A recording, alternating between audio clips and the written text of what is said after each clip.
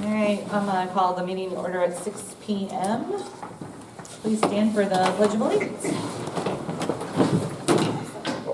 I pledge allegiance to the flag of the United States of America and to the republic for which it stands, one nation, under God, indivisible, with liberty and justice for all.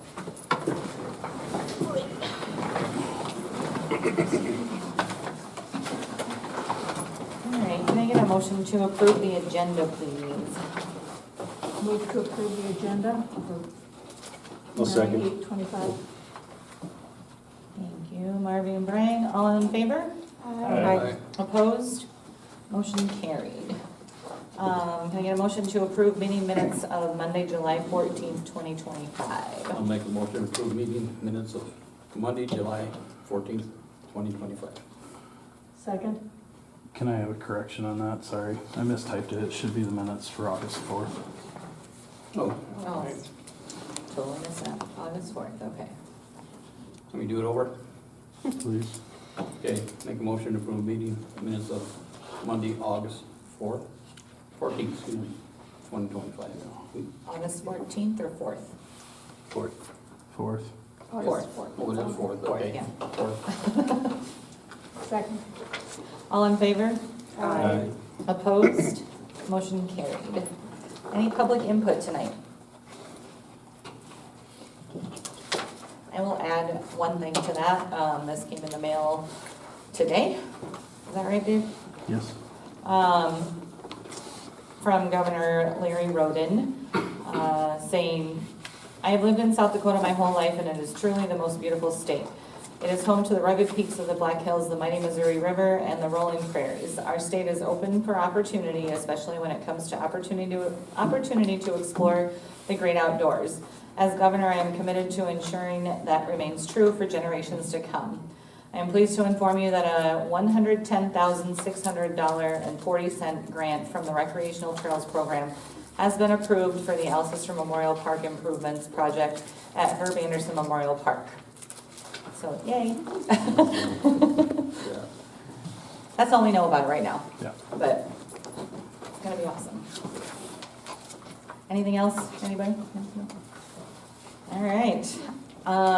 There are no legal updates from the city attorney.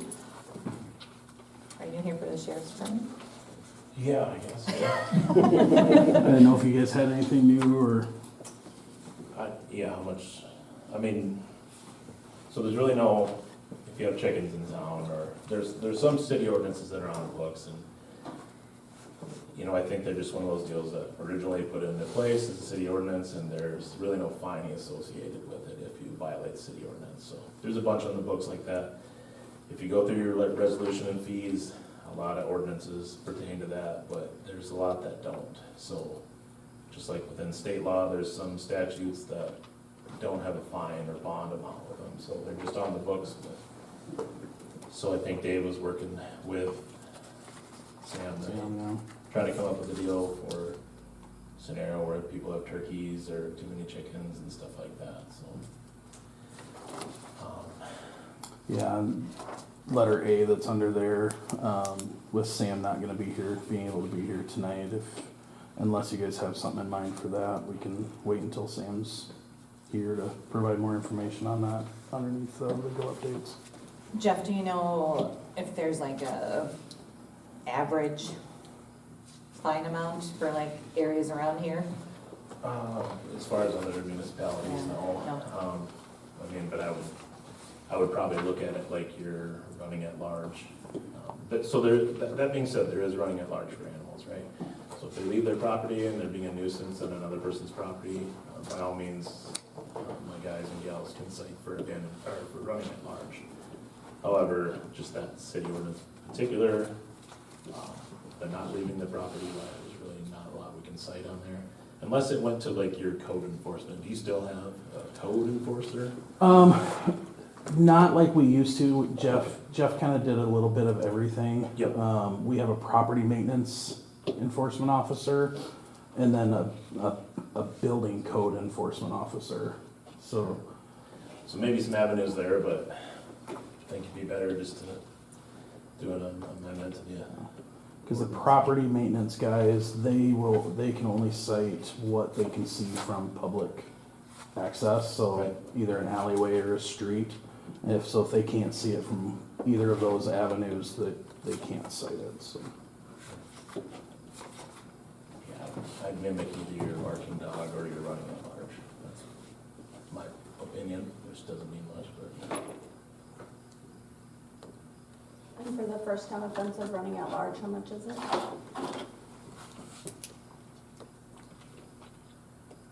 $50. Yeah, barking dog is, warning is your first offense, second offense for barking dog is 25, so.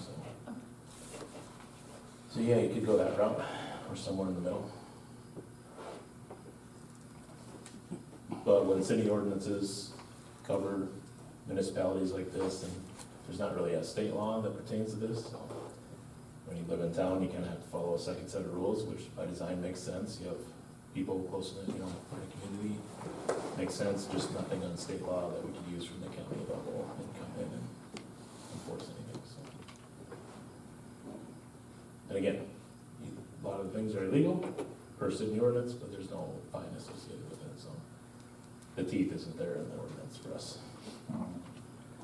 But yeah, work through Sam and maybe come up with something. Be happy to enforce it for you, or my guys and gals. Does anybody have any other questions, discussion? No, just put it on the agenda for next month, and we can ask him. Yeah, it's something we're still working on with, it's sounding like he's leaning towards, because there's nothing on the books for fine wise for this violation of animal ordinance. Sounding like right now he's leaning towards more of a written warning, sending him a letter. Give you guys all a little background. It stems from multiple complaints about a home that has excess amount of chickens over what the ordinance allows. Plus they have a large number of ducks, which are not allowed by ordinance. One of the deputies was there. Now we're just working through that and trying to get the best way to get them in the ordinance that is coherent, best for everybody. Sounds good. So we'll just move that ordinance to next month's agenda. Thank you for that information too, Jeff. Yeah, no problem. Number 7, the USDA RD application for funding residential development utility infrastructure. So we did adopt a resolution earlier in the year. This one just changes because talking to Harley with CCOG, because it's been so long since we adopted that previous resolution, she wanted it redone. The holdup with the application is there's a preliminary engineering report that needs to be completed to be submitted with the application. The Industrial Park Board is working through some of their side of the financial stuff before they agree to approve the expense. So right now, I don't know for sure when that expense would get approved, so it's likely gonna be at least a couple months. I don't know how long, once that expense is approved, it's gonna take probably a few months to get back. Yeah, the big one is gonna be, and if I'll send an email later out, but there is the environmental that needs to happen, so we do that before the snow flies, kind of thing. It should be pretty minimal, but we just need guys, boots on the ground to actually take some pictures, do their environmental assessment, so probably stress that, but realistically on our end, might be about a month or so, month and a half turnaround before we can get the permit and stuff out to our week of the application and everything. I can read through this. Resolution authorizing application for financial assistance, authorizing the execution and submittal of the application and designating authorized representatives to certify and sign payment requests. Whereas the City of Alcester has determined it is necessary to proceed with the construction of the Alcester Residential Development Project, and whereas the city has determined that financial assistance will be necessary to undertake the project, and an application for financial assistance, the U.S. Department of Agriculture The board will be prepared, and whereas it is necessary to designate an authorized representative to execute and submit the application on behalf of the city and to certify and sign payment requests in the event financial assistance is awarded for the project. Now therefore be it resolved by the city as follows. The city hereby approves the submission of an application for financial assistance to the board for the project. The mayor and council president are hereby authorized to execute the application and submit it to the board and to execute and deliver such other documents and perform all acts necessary to effectuate the application for financial assistance. The mayor and council president are hereby designated as authorized representatives of the city to do all things on its behalf to certify and sign payment requests in the event financial assistance is awarded for the project adopted at Alcester, South Dakota, this day of 8th day of September 2025.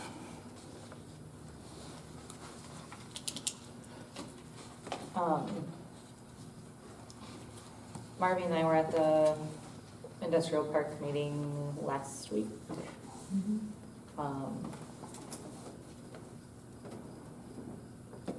It's basically come to the part where, you know, like if we don't assist with this in some way or form, Alcester has nowhere to grow.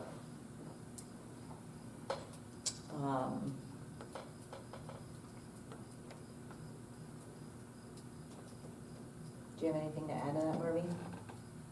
No, that's, well, the only thing is when you're talking, you know, about the 42 lots, maybe backing it down to 12 if they have to start with, and then go from there.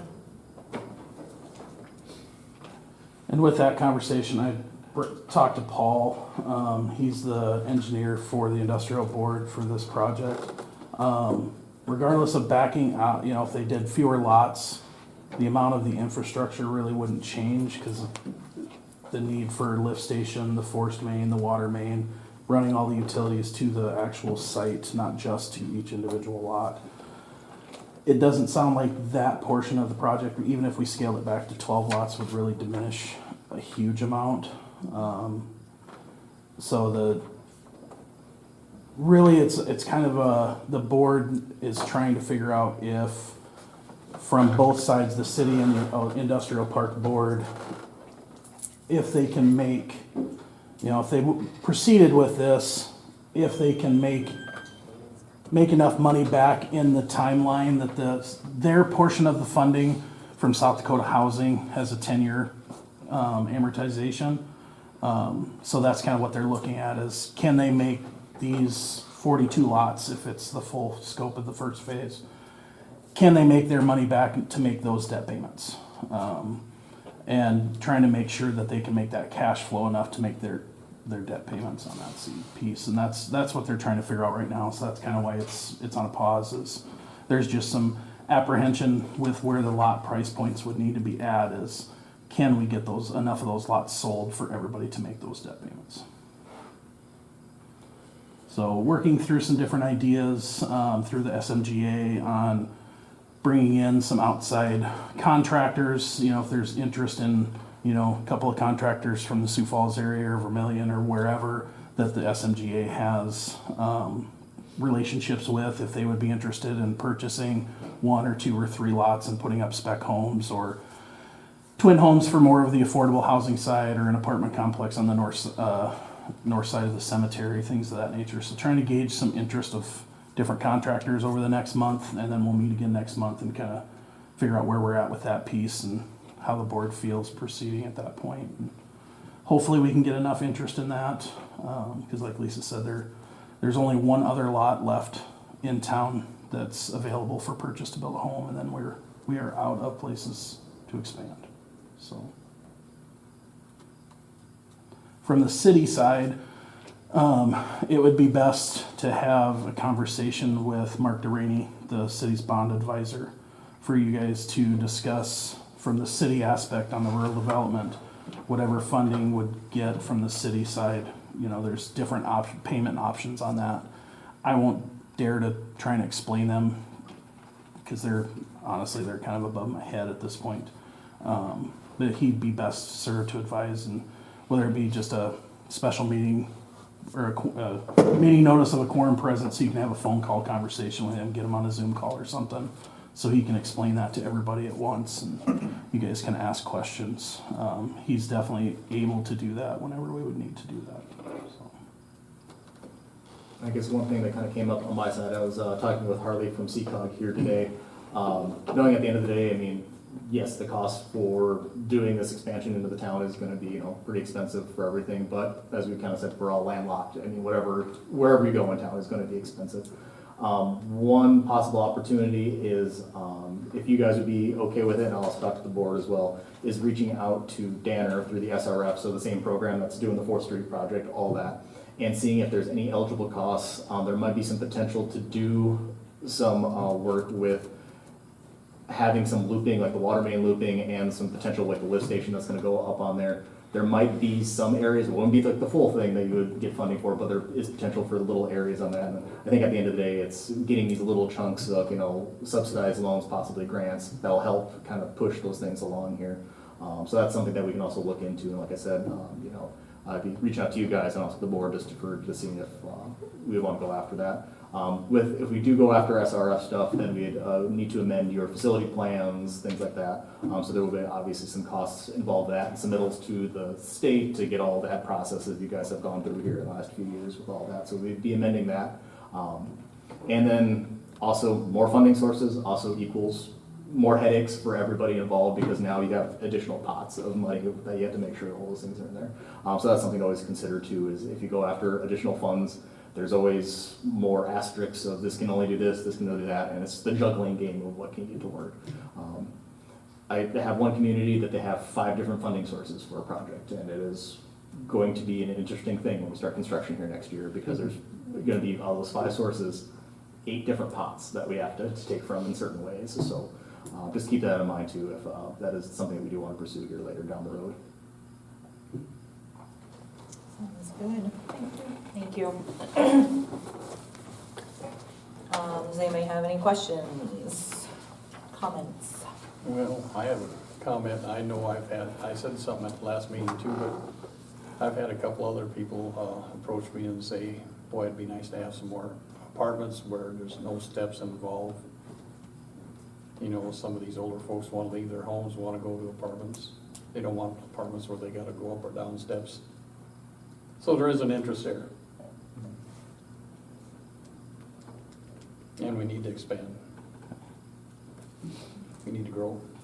And that is one thing that the industrial park board has discussed, is especially the lots that are on the potential plan for right along the north side of the cemetery is, you know, would that best be served twin home, you know, zero entry twin homes or apartments, and looking at, you know, who would, if it's apartments, you know, you'd have to have somebody that would purchase the land, build it, and run it and own it, and who are potentials for that. And that's one of the multiple things that the Sioux Metro Growth Alliance team is looking at for us, so.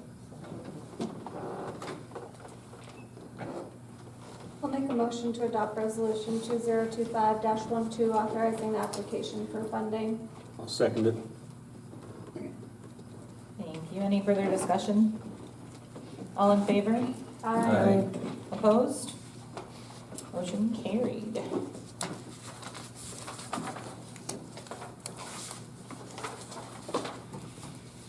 All right, we will adjourn as council and reconvene as the Planning and Zoning Commission. Yeah, I'll make a motion to adjourn as council and reconvene as Planning and Zoning Commission at 6:19 PM. I'll second it. all in favor? Aye. Opposed? Motion carried. We are out of council and in Planning and Zoning Commission as of 6:19 PM. We have a variance request, which you can see in your packet.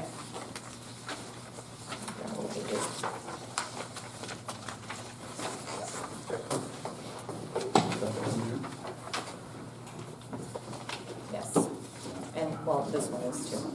Right. Let's start talking about that. Okay. Yeah. Hello. Well,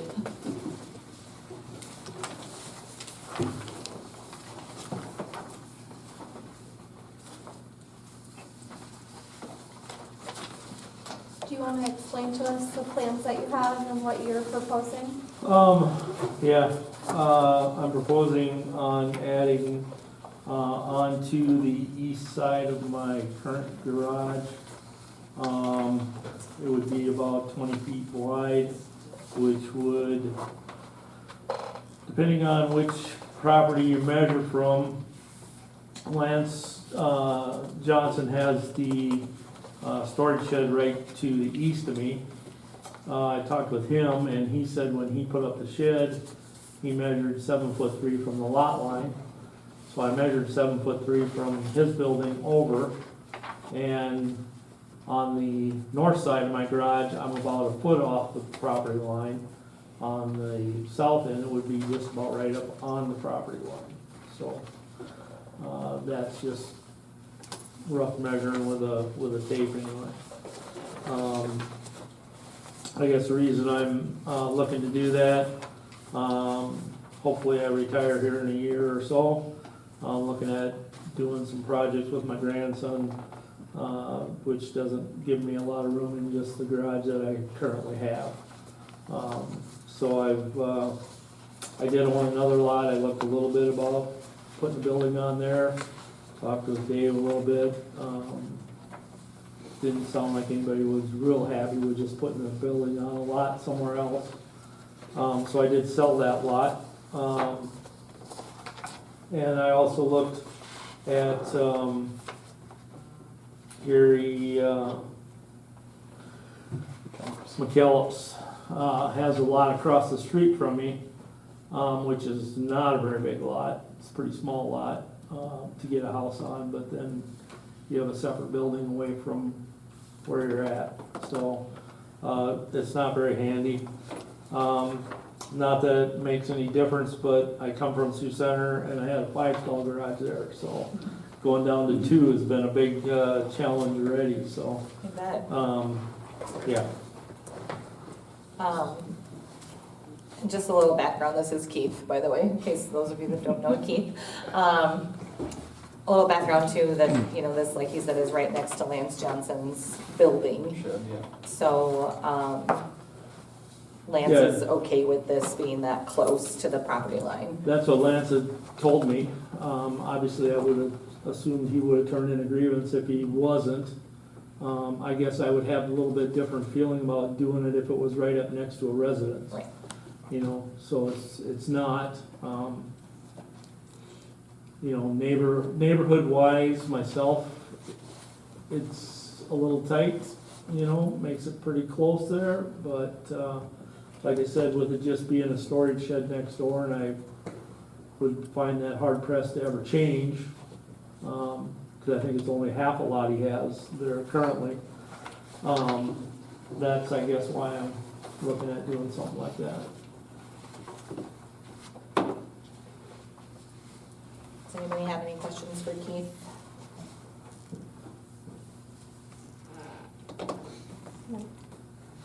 You said it was right on the lot line in the front part of the garage, and then 2 foot, About a foot about off, a foot in yeah. back. So I don't know which one is crooked, my house or Lance's shed, but one of them is not, so in about 30 feet, it's about a foot difference. So,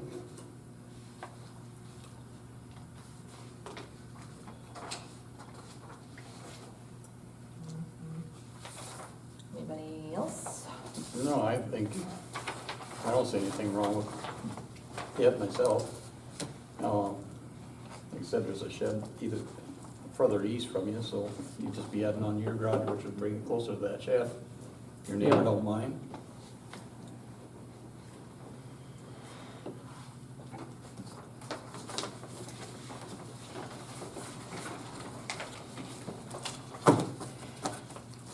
Gary, do you want to make a recommendation? Not a motion, but a recommendation. Well, I'd recommend that we approve it. All right. Anybody else? Second. What? For a recommendation? Wasn't a motion. Yeah. Okay. I'll need a second on the recommendation to approve the variance request, please. I'll second it. All in favor? Aye. Opposed? Motion carried, or recommendation carried. I will need a motion to adjourn as planning and zoning commission and reconvene as council now. I'll make a motion to adjourn as planning and zoning commission and reconvene as council at 6:25 PM. Second? Any further discussion? All in favor? Aye. Opposed? Motion carried. We are back as council at 6:25 PM. Now we need a motion for the variance request. I'll make a motion to approve the variance request. Second. Any further discussion? All in favor? Aye. Opposed? Motion carried. Congratulations. Build away. Good. Sounds good. Thank All you. right, Thank you very number, much. yeah, you're welcome. Keith, I'll come get that signed tonight on the way home. Okay. Number 9 on the agenda, Banner Associates Monthly Engineering Report from Paul. Everybody excited to run through all the engineering stuff? Always. My favorite Reese. All right, let's kind of run through this. So we've got an engineering report, general engineering, nothing else this month. For wastewater treatment facility, it's looking like basically kind of finishing everything out, resolving a couple issues here. Project is complete, final documentation is getting provided to the city here soon, so that's all coming out. I believe there is, I should be close to the last invoice there for approval on the agenda for you. What is that, sewer system? Sorry, that's sewer collection system is the one that's not on the agenda for you. As for the sanitary sewer collection improvements project, that one there is opening up for bids. That's been started advertising, correct? Yep, advertisements are out. Okay, I haven't looked on the site, but I think I might have mentioned you guys to the bidding environment has been pretty good right now for communities. I can double check with Tanny to reach out back to you and let you know. We have it on our website, and we can see how many people are on there, but thankfully that is good news for you guys. You should have pretty competitive bids here and hopefully get some good pricing for you. Let's see, water tower improvement project, that's moving along. Basically, structural staff has reviewed the existing information, bidding documentation is being prepared, and that'll get being sent over to you guys for review here shortly here this month. They were on site and met with Lonnie at the tower today. Perfect. Sarah took back the original construction documents of the tower, which we had miraculously. Hey, there we go. From 45 years ago. Her only question on that is there's like an agitator to keep the sediment, how that's gonna happen, and she gave some stuff on for Lonnie on, I don't remember what they call them, blowers or agitators or whatever. A couple of different options for him to look at and what his preference would be. Depending on what his preference would be, one of them might require a little bit more electricity than what's currently provided at the tower, so we'd have to get an electrical engineer in and then bring an electrician on board with the project, so. But other than that, they've got all the answers that they needed. Perfect, so let's come along. Do note with that project too, that's tied to the SRF funds for the 4th Street project. So kind of the nice part is if we can get that out to bid sooner than later, kind of whatever gets left over from that one, that comes into the pot for 4th Street. So that's why 4th Street's kind of the odd man out, where I'm just waiting for all the other funding to figure out where I'm at, and then we can kind of go from there at that point. Kind of moving on, I'll skip over the 4th Street stuff right now since that will be kind of the biggest topic here to talk about. The last item there is the drainage study. That has been approved by Hazard Mitigation through the state. So now that has moved forward to go to FEMA on the national end for everything. But it being a national FEMA deal, don't expect an answer until probably June, July of next year for that. But at the end of the day, it's a 90-10 split on there, so I mean, it's worth the wait at the end of the day too. So once we hear something back from that, yeah, I'll let you guys know and move forward with that. As for the 4th Street water main reconstruction, while I'm here too, is basically kind of discuss a little bit about the preliminary design, get some decision on your guys, kind of what your feel is for how you want to kind of handle a couple of things. Should have been this basically memo sent out to you guys. You guys will have a copy of that. And I guess the short story here in the beginning of it is a lot of your roads were put in, original to the community, and there's the right of way, the actual property lines that make up, you know, the area that is the road section for everything, but the actual road when it's constructed wasn't necessarily lined up right on the center of the right of way, which typically, normally for construction, that's how you do it, so that way you don't have roads that are off kilter when you're actually building stuff. The biggest kind of troublemakers are over by the Park Avenue intersection where it kind of bends around south of the water tower. That is a good 10 or so feet off in some parts going around the bend. The other part too is over at Circle Drive. Basically the western edge of the asphalt is basically right on the property line. And one of the things I want to talk to you guys is, you know, for Park Avenue in particular, we're planning on doing a full street reconstruction through there. So we have an opportunity now that we're redoing everything, is we can realign that. So that way, future us, whoever that happens to be, can now basically pick up to the center of it and take off from it. With that being said, is now that is pushed that 10 or so feet over to the west. Pushing that road now further to the east is now going to lessen the boulevard area for anybody living on the east side of it. Kendra, you know, you're specifically, you know, affected by it over here too. You guys are affected by it as well. So there is going to be, you know, that issue of now there's going to be different boulevard. Right now there are different boulevard widths. By centering it now, we can minimize that issue where it's now person on the west side you have 10 feet, person on the east side you have 10 feet. It makes things kind of easier logistically down the road, especially if someday you guys do pull the trigger on ordering sidewalk in at some point. It's a lot easier to tell somebody, hey, go from the back curb, go 5 feet, and then, you know, here's where your sidewalk goes. In this particular area, you need a surveyor out there to make sure that all this stuff gets put in the right area. So just again, for kind of future-proofing yourself, that would be kind of my recommendation. But with that being said, it's also shoving the road over.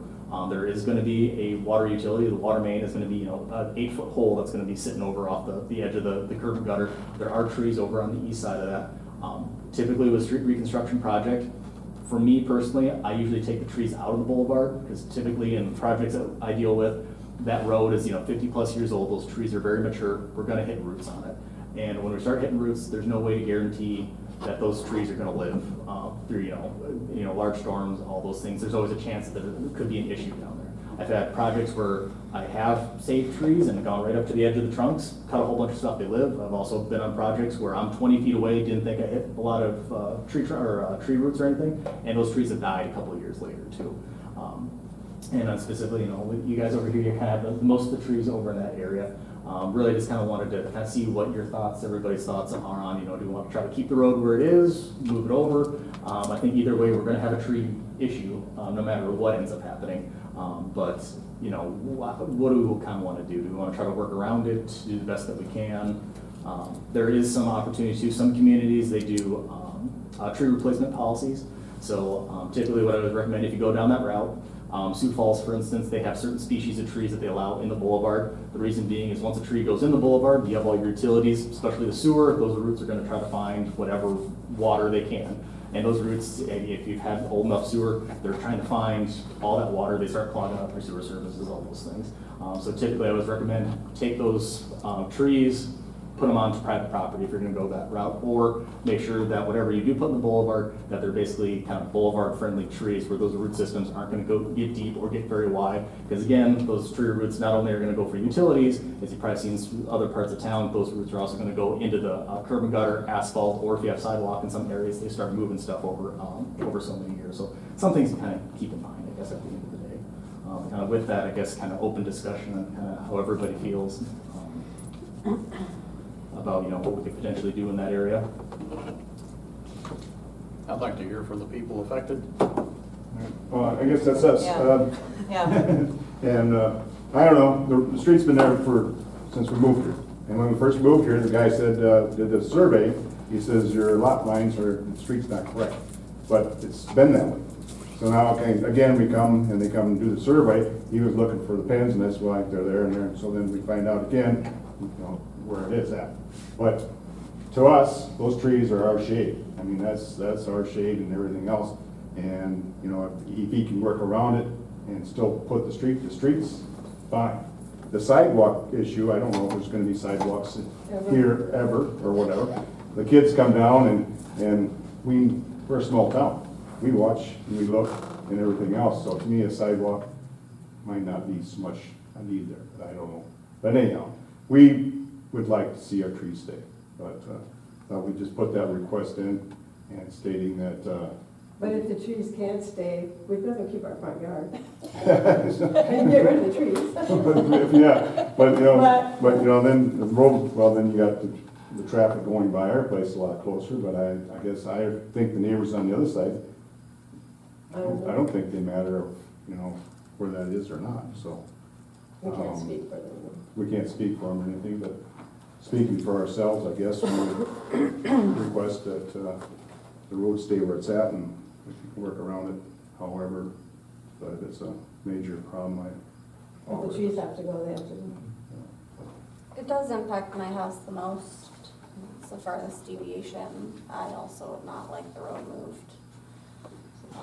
I don't think there's ever gonna be a reason to put a sidewalk on that road because the school sidewalk is literally one house down and the street goes to nothing.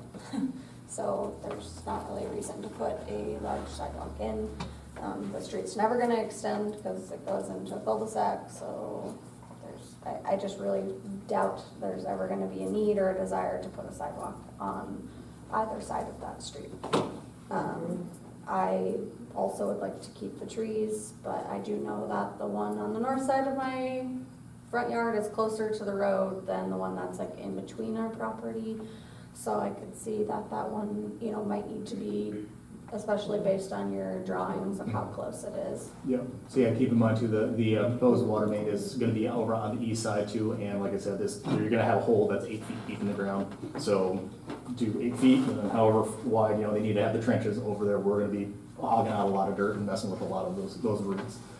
So I just wanna make sure, yeah, you guys are prepared for, you know, there's a potential that, yeah, those trees are probably ultimately going to die or pose an issue later down the road. By all means, you know, we can try to work around it. But working around the trees is also probably going to give you a higher cost too for a contractor if we pull out saying, hey, there's a note saying, hey, we need to preserve these trees. You also got to remember there's going to be a big excavator, there's going to be tree limbs above them, they got to trim them, there's going to be some extra costs involved in that. And again, I'm good with, you know, whatever you guys want to decide, but just kind of keep that in mind too, is there's always a balance act. You're getting a cost either way, and there's also the future consideration stuff, so I have to think about it too as well. But either way, I'm good with it. Just kind of wanted to throw out, you know, what do you guys kind of think of? What's in the best interest for everybody here? The only question I have is for trees that are in the right of way, if we did choose to leave the road the way it is, roots are damaged, but the trees are able to be salvaged a year, 2 years, 5 years down the road, that tree dies, falls, who would be then liable? So I had the same conversation come up for Parker.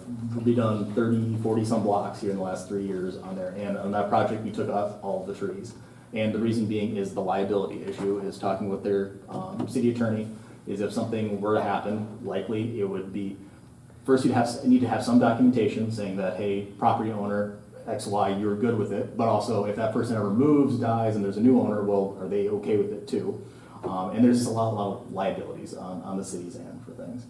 So kind of keep that in mind too. I mean, that's definitely a conversation you probably have with Sam, but it's something that you definitely keep in mind too, is if something does happen down the road, that conversation might end up happening. By all means, you can definitely get a waiver, you know, try to, you know, work with the property owners and say, hey, you're okay with it, but then you need something at the end of the day too to, you know, kind of do in perpetuity kind of deal. Also keep in mind too is, you know, that is the right of way of the road, that is the city's property technically for everything as well. So depending on what your ordinances sound out, you might have, you know, the right to take trees out as if there's nuisances, things like that as well. So keep that in mind as well. Because how it sits now, even though those trees are in the right of way, the city does not do anything with them. They don't do maintenance. If they are against ordinance, we get the ordinance notice, because that happened when I first moved in. It was, you know, the branches are supposed to be 12 feet above the ground for the street sweeper to go by. If they drop below that, it's your requirement to cut them, you know. So I got notices saying that we had to cut our branches. And so the city had nothing to do with that. What kind of trees are they? Don't ask. They would probably know. I don't I think, believe it's maple. yeah, There's no ash Not trees or like the anything. ash. There might be one ash, I'm not 100% positive. I think that one, The one that's in between us or is between us, an ash, but, which that could, you know, an ash blower could come in and take care of it, but then again, I think the two of us, we would, or I would, it wouldn't be a problem for us to take care of treat it. it, You know, but, They're healthy trees. They're not like in bad state. And picking up the leaves, I've spent about a couple grand just here lately, just to pick up, have the right stuff to pick up leaves, so everything, I don't know, but anyways. And then, you know, falling a tree, I know in the city of Sioux Falls, if a tree falls in your neighbor's yard, even though it's in your yard, it's up to the neighbor to take care of the tree. So I just don't think That's wrong. that's wrong, but anyway, so, but certain ordinances changed, I don't know which ordinances are. I'd hate to see all the trees go, cause that's kind of the aesthetic of that street. Yeah, I like the trees. I don't wanna see the trees leave. I guess, I would rather take the chance of like trying to salvage it and it does die in a couple of years and I know that Okay. I got 5 years worth of it, than to just take it out. But I do understand they're gonna have to cut roots and that's a chance. So you guys kind of looking at maybe doing like a waiver then, is basically whatever affected property owners, I can make a list for all of you guys. and- Yeah. I like that idea, like making sure that everybody is very clear on this, like these are the stipulations, if you want your trees gone, let your trees go. If you would like to salvage them, these are the stipulations. It's literally us too. Yeah, It's just you two? Yes. it's really not a big I haven't list. looked at along. Oh, it's not a big Is there anything that's inside? There might be- Oh, sorry, it there- depends. Yeah, there'll probably be some properties along Fourth Street that are affected going across Oh, yeah. town. Yeah. Yeah. Cause it's on the south side of yeah. Fourth Street, so there, nothing on the east side of the highway, but once you get to the west side of the highway, there's gonna be That a first block should number be of fine, 'cause properties. that's where the fire was, but then. Yeah. Yeah, there'll be a number of properties on the south side of Fourth Street, on this side of the highway that'll. And I did not talk with any of them, because I reached out because of moving the road back. That would affect the property next to them, but they don't have any trees right there. And it's literally from the corner of their property to their driveway, so it's only like 10 feet, but there's no tree there. So are we good with then kind of, yeah, doing a tree waiver? We can try to work around it and, yeah, see what happens. If for some reason contractors like, we gotta take this thing out, is, it just, you know, we tried everything, it is what it is. You guys kind of comfortable with? That's understandable. Okay, all right. I'd like to be notified, I Yeah. don't want to just come Yeah. home. Right, yeah, and yeah, we always say, come home, it's like, our comment, hack it up. You're like, this didn't work. So, that is one big thing that I I will always come over to our council person by this and talk I think if it gets to that point during the day, just have them call the office here and I can get a hold of her, both of them really easy, and just say, hey, the contractor called and this tree, they've tried, and it's just, it's gonna have to go. Yep. And then let them know. As far as the trimming would go for like an excavator, Yep. is that something that like our city crew can do, which would cut a cost, or not really? It is, it's a dime a piece. Going up that high, Yeah. they have to call somebody else anyway. We don't have, because we don't have a bucket truck, depending on how high up it has to go. And as So, part of it too, I'd make sure that in the plans, it's not like you can just take the excavator and just hack stuff off, like you need to actually come in and, you know, cut some things out. And that way too, I would recommend always distance your guys' liability for something, so if something does happen, that way you guys aren't responsible. As a contractor, hey, this is your deal on it.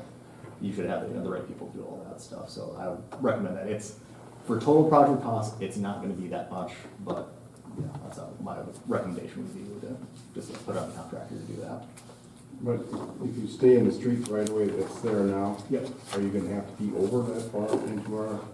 So, I would need to kind of look and see where my final alignment for my, my water main goes and kind of just ballpark how far that ditch is gonna be, and then I can stand out there and be like, all right, here, this is what we're probably likely gonna trim, or trim up to a certain height depending on how big of an excavator they have on it. If Well, if we you cut half the tree off, then it's not doing me any good either. Right. And that's where our first idea, now that. But if you stay over, you know, within where the curb access is now, I mean, you're keeping the street where it's at. I mean, there's not a whole lot of branches that's gonna be. Right, and that's where it should just be minor trimming that needs to happen on it. But now with this new alignment on here, basically being what's existing, I can walk over there after the meeting and kind of take a look and kind of ballpark what it's probably gonna look like at the end of the day. So maybe after this, if we want, I can stop by replacing it. That'd be good. So is everybody good on this case with, we'll try to leave the trees as possible and then also leave the street alignment where it's at? Is that everybody good with that one? For at least Park Avenue, do we want to move it at Circle Drive? So I think something to consider, if you haven't looked at the drawings, is you still have to realign it with the existing road, because Yeah. they're not fixing the whole circle. So it does juxtapose it like quite a bit Yes. from that turnoff. So if you go to fix it, which I'm not for or against necessarily, but it is gonna be like that first house that does sit kind of closer to the road on the east side, and then the one on the west, which there is that space there, but it does like really push it up. Mhm. So it will look a little awkward because it will really make it, I don't know, it will just be much different, especially, I don't know if you're there's no curb and gutter Correct. on And the that's west side. Kind of your saving grace is at the end of the day, you're not putting curb and gutter at this thing, so it's like, well, you can have the thing off of the asphalt, and if that day comes that you guys want to do a project or do curb and gutter or whatever, now you just lop off that end and then go from that point. Right. And So, that is like a huge drainage point as well. That's why that house always has, that whole street always has water in it, but that corner has a lot of drainage there as well. So, I mean, again, thankfully we don't have curb and gutter there, because, I mean, it will just continue to wash off, so it's kind of a wash, pun not intended, but because it's going to just, like, even if they pull dirt up that far and fix it, it's more than likely gonna get washed away. Right.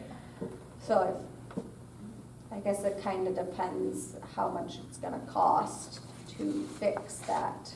I mean, it's the, cost-wise, I think both scenarios are gonna be close to the same cost. You're still probably gonna go about the same distance to tie back into whatever. It's the, do you wanna live with however long that intersection stays until you do another project down Circle Drive? If there's this kink that you stare at every time.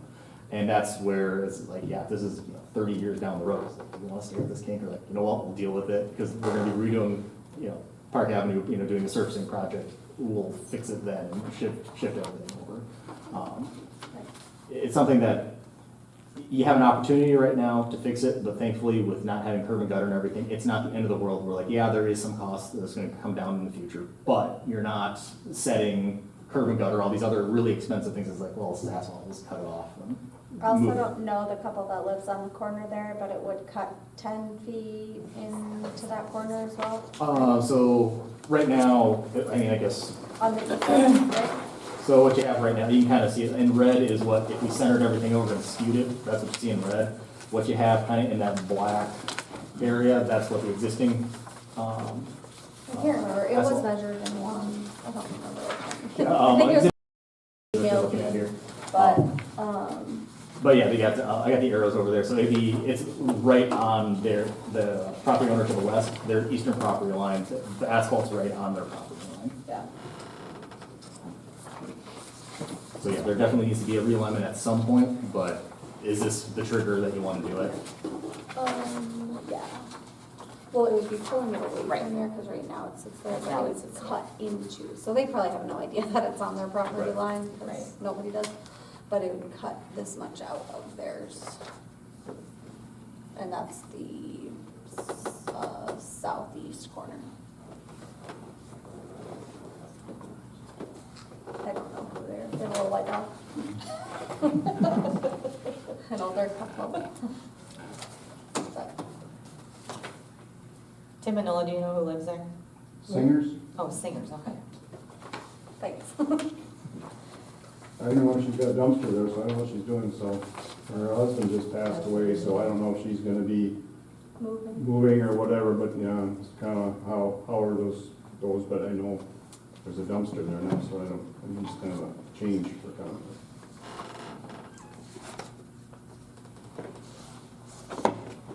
That one just seems like it's 6 one way, half a dozen the other, really.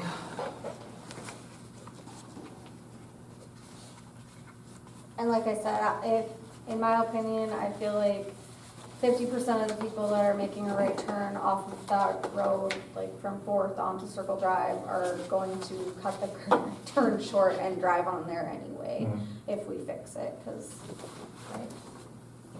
it just sits at a slope and it's an already awkward, it's an awkward Maybe we want to make it more livable. Yeah.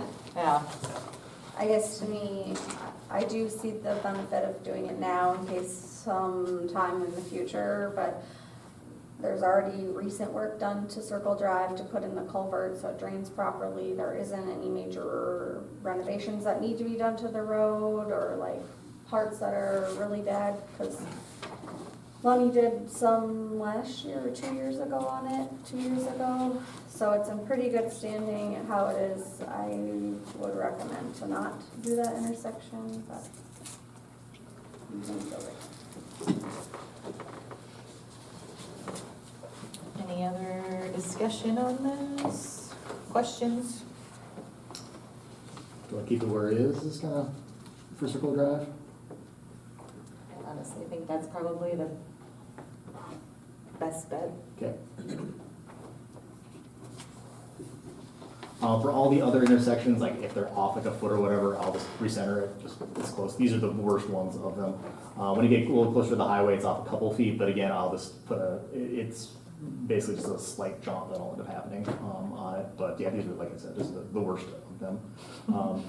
The other big one, I guess, is then street widths. Is right now you guys don't have any kind of ordinance or regulation of, you know, what you want for street widths and everything. So kind of that last page that I kind of try to summarize as much as possible, or second to last page, sorry, is basically here's all the right of ways through the project area for, so 4th Street, Park Avenue, and then all the intersecting streets. And then what the pavement widths are and kind of what the recommended pavement width is. And basically you kind of have a hodgepodge of between 24 and 28, give or take, throughout the project site. 24 is normally for like a street section, you would want a little bit bigger than that. Normally you'd want 12-foot lanes for everything. Sioux Falls, DOT, they'll do 28-foot pavement widths on everything. That basically allows parking on either side, but then you got to kind of do the serpentine when you got 2 cars next to it. It's just to buy you a little bit more room at the end of the day. What I kind of want to discuss with you guys is if you have any need for like Park Avenue, we're doing a full street reconstruction. We have an opportunity, right now it's 28-foot wide of pavement. Do we want to narrow it down, you know, a foot either side of it, make it 26 foot? Realistically, you're not going to see any much difference parking wise. It's still going to be tight no matter what on it. Cost wise, I think you're looking per foot, you'll save about $10 a foot just in construction costs for narrowing it, those 2 feet on it. With that being said, you know, we can always keep it at the 28 on there, but there are some opportunities too when you're doing a full street reconstruction to decrease it if you guys are having issues too with, you know, snow removal costs, all that. The other part I wanted to ask too is, you know, where we do have, you know, parts of 4th Street that are 24 feet wide, do we, since I'm redoing everything on the south side of the road, do we want to put the curb and gutter back and make it at a 26-foot width or 28-foot width? So that way, whenever the next person goes in to redo the other half of it, now you actually do have the width that you want on that too. So again, some other considerations. That's where we're getting into with curb and gutter. You're looking at least $25 a foot. We're starting to get some pricey costs on there, and I just want to make sure that you know, if we do kind of want to try to future-proof as much as possible here, this is what the road section we kind of intend to have in this area. At minimum, I would say it needs to be 26 foot wide for any pavement width, but for the ones that are 28, you know, no objection to keeping it 28. But there is some cost savings, specifically Park Avenue, since we're doing the full street reconstruction, like I mentioned, that you could save a little bit of money on that end. My thought is to keep Park Avenue at 28, mainly because the water tower is right there, the pool is right there, you know, future construction on either of them. You know, if there's bigger equipment coming in. I would never take anything smaller. Yeah. The only like recommendation I would like to kind of see would be from 4th Street from Park to Highway 11 is 21 feet. And when I moved to town, I thought it was an alley. So if you could make it, because there isn't curb and gutter, I don't know what that would look like since you are just widening a foot and a half on either side, if that would be a possibility. I do think it would just look nicer since it's not super aesthetically pleasing on that street, but I don't know what that would look like. And then it would be the same or similar width to almost every other road. But Yeah. So you guys thinking that maybe like 28 foot is the magic number for, if something was 24, I'll switch the 1/2 over to be 28, so instead of 12 foot wide now, you're gonna be 14 foot wide on the south side. So there's gonna be a little bit of a difference on that. But that way, future project wise, we kind of established these are kind of the widths that we want to connect to, because I'm gonna be redoing all the intersections too, so you're gonna have fillets that go around the radiuses and all that, so there's some costs that if you change it in the future, now you gotta rip up all these intersections to redo at some point.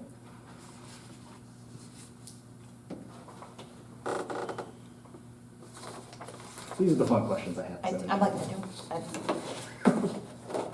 When you first started explaining it, my brain went, if it's a 24-foot now, we go to 26.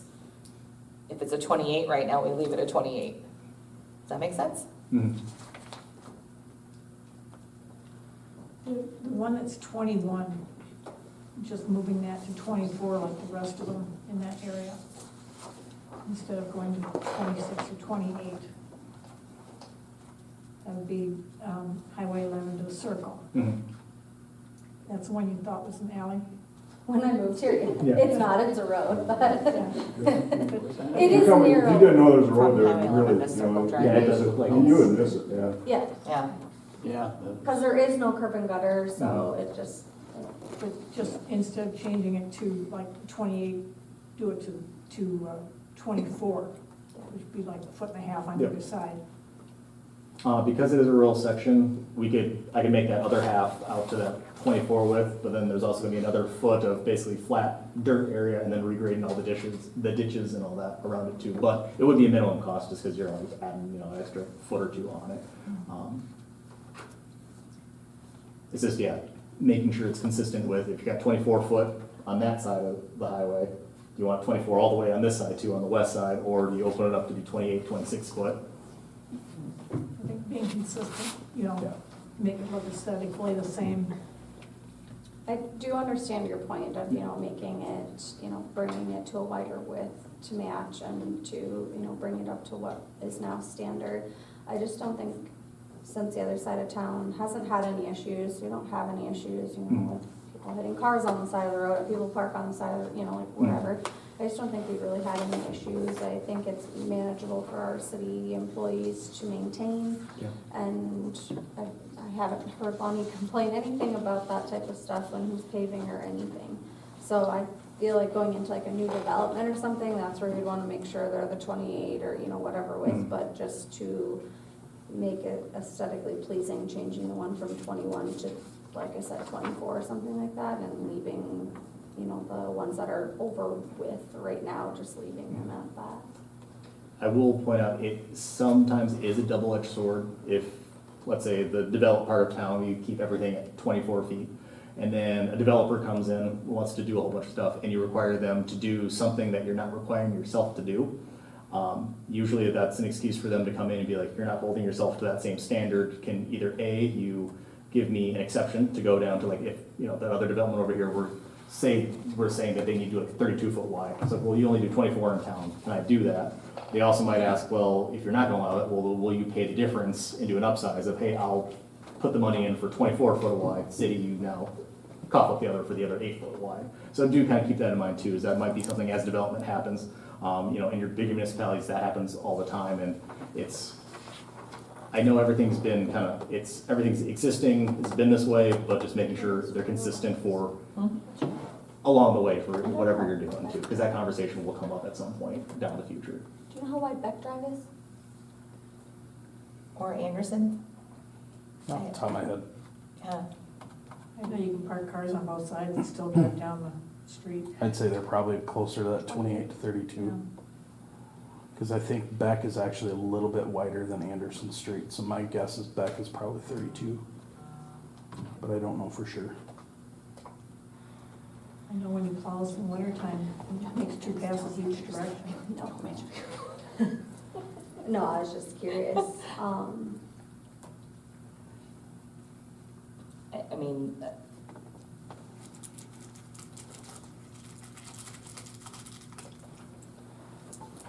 I don't see a problem in that, like if we run into that kind of situation. Because it could be 2 years from now, it could be 6 years from now, it's. And it's not to say too, that you could establish like, a zone map, like, hey, in this area, this is what we have. Anything outside of this is what a requirement is. But I just, devil's advocate, Yeah, just. no, I appreciate you Because bringing the it other up. side of town, like even further east, has wider Yep. streets. So it's not necessarily that we're not holding ourselves to that standard, we just aren't bringing everything. Like especially like Broad Street and. So yeah, for the most part, yeah, if we kept 24 foot wide through 4th Street, I think that basically lines everything up to be close to what it is. Then I guess side street wise, do you want to put everything at 24 or where some things are 26, 28, just kind of match it and that kind of is the now, hey, from now on, whatever on Ofsted is this, Dakota is this is the magic number for it? I guess I would, because all you're doing is bringing it in or bringing it wider. Yeah. to And again, the only reason I bring it up is I'm going to be redoing the intersections and redoing the radiuses and fillets and basically establish your width on it. And let's say we establish it that, hey, it's going to be 24 foot. Well, if later down the road somebody wants to do 26 foot, there's going to be a little skew that happens. Or you got to go all the way into the intersection and redo the fillets, and that gets pretty costly for it. So just long-term wise, yeah, if you just kind of want to match what's there, I'm fine with doing that. But if there is like, kind of here's the number we want to hit. At the end of the day, we'll just kind of summarize all this stuff and send it back to you guys. And if anybody wants to have a further discussion, we can certainly do that here. It's not too late to obviously change these things, but I just want to make sure, again, trying to future-proof as much as I can and kind of let you know these are things that do happen. And yeah, I don't like spending your money twice. I just want to do it once, do a good job. I mean, if we were to bump everything up to 26, it's $10 every 2 feet? So that is for every 2 foot, that'd be the total for a full street, so realistically it'd be $5 extra a foot for, if you're doing the half street for everything on 4th. So realistically, that's only $5 an extra. So I think, yeah, you kind of have the math out there, so if you, 4th Street, if you increased it there from 24 to 26, you're looking at another 14 grand is what you'd be looking at for, because you're only increasing it 1 foot, not the full 2 feet.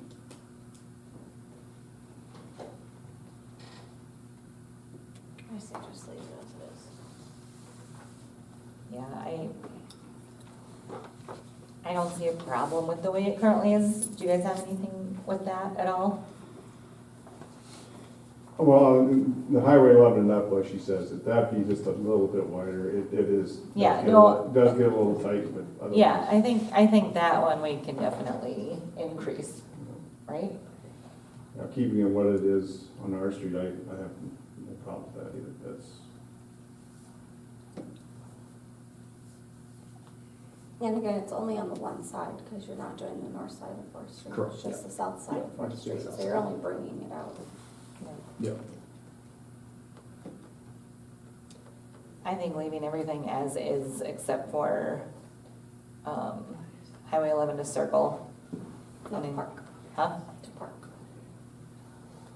Well, it's I would 21. live in circles in there all Oh, just, It's as- 24. it widens it? Yeah, it Oh, widens. because then it Widens. becomes curved, just Yeah. kidding, there's curve up there. Never Yeah. mind. That's cool. So you just want to widen that little section between Highway and Circle Drive on 4th, this is 24 foot, and we'll make all that. Well, actually, do we put it to 26 since Circle to Park is 26?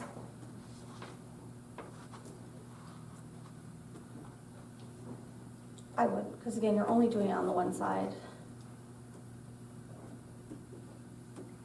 It's not cutting really into anybody's property on the north side. Right. Like, nobody's gonna, like, it'll look aesthetically pleasing, but it's not taking anybody's front yard. It's a ditch on that side, so. People are like, this is a road. I do just really think it will look nicer, especially when people come to go to the park or go to the pool and they drive away from the pool and they, where are they supposed to turn? They get all the way down the Circle Drive, and like, it just would make it look nicer. Do you want to make that 26 foot then from this side of the highway? I think so. Anybody Because that way it else? just matches up to whatever the curb and gutter is. Yeah, yeah. Okay. Make it match. Okay. It's a puzzle.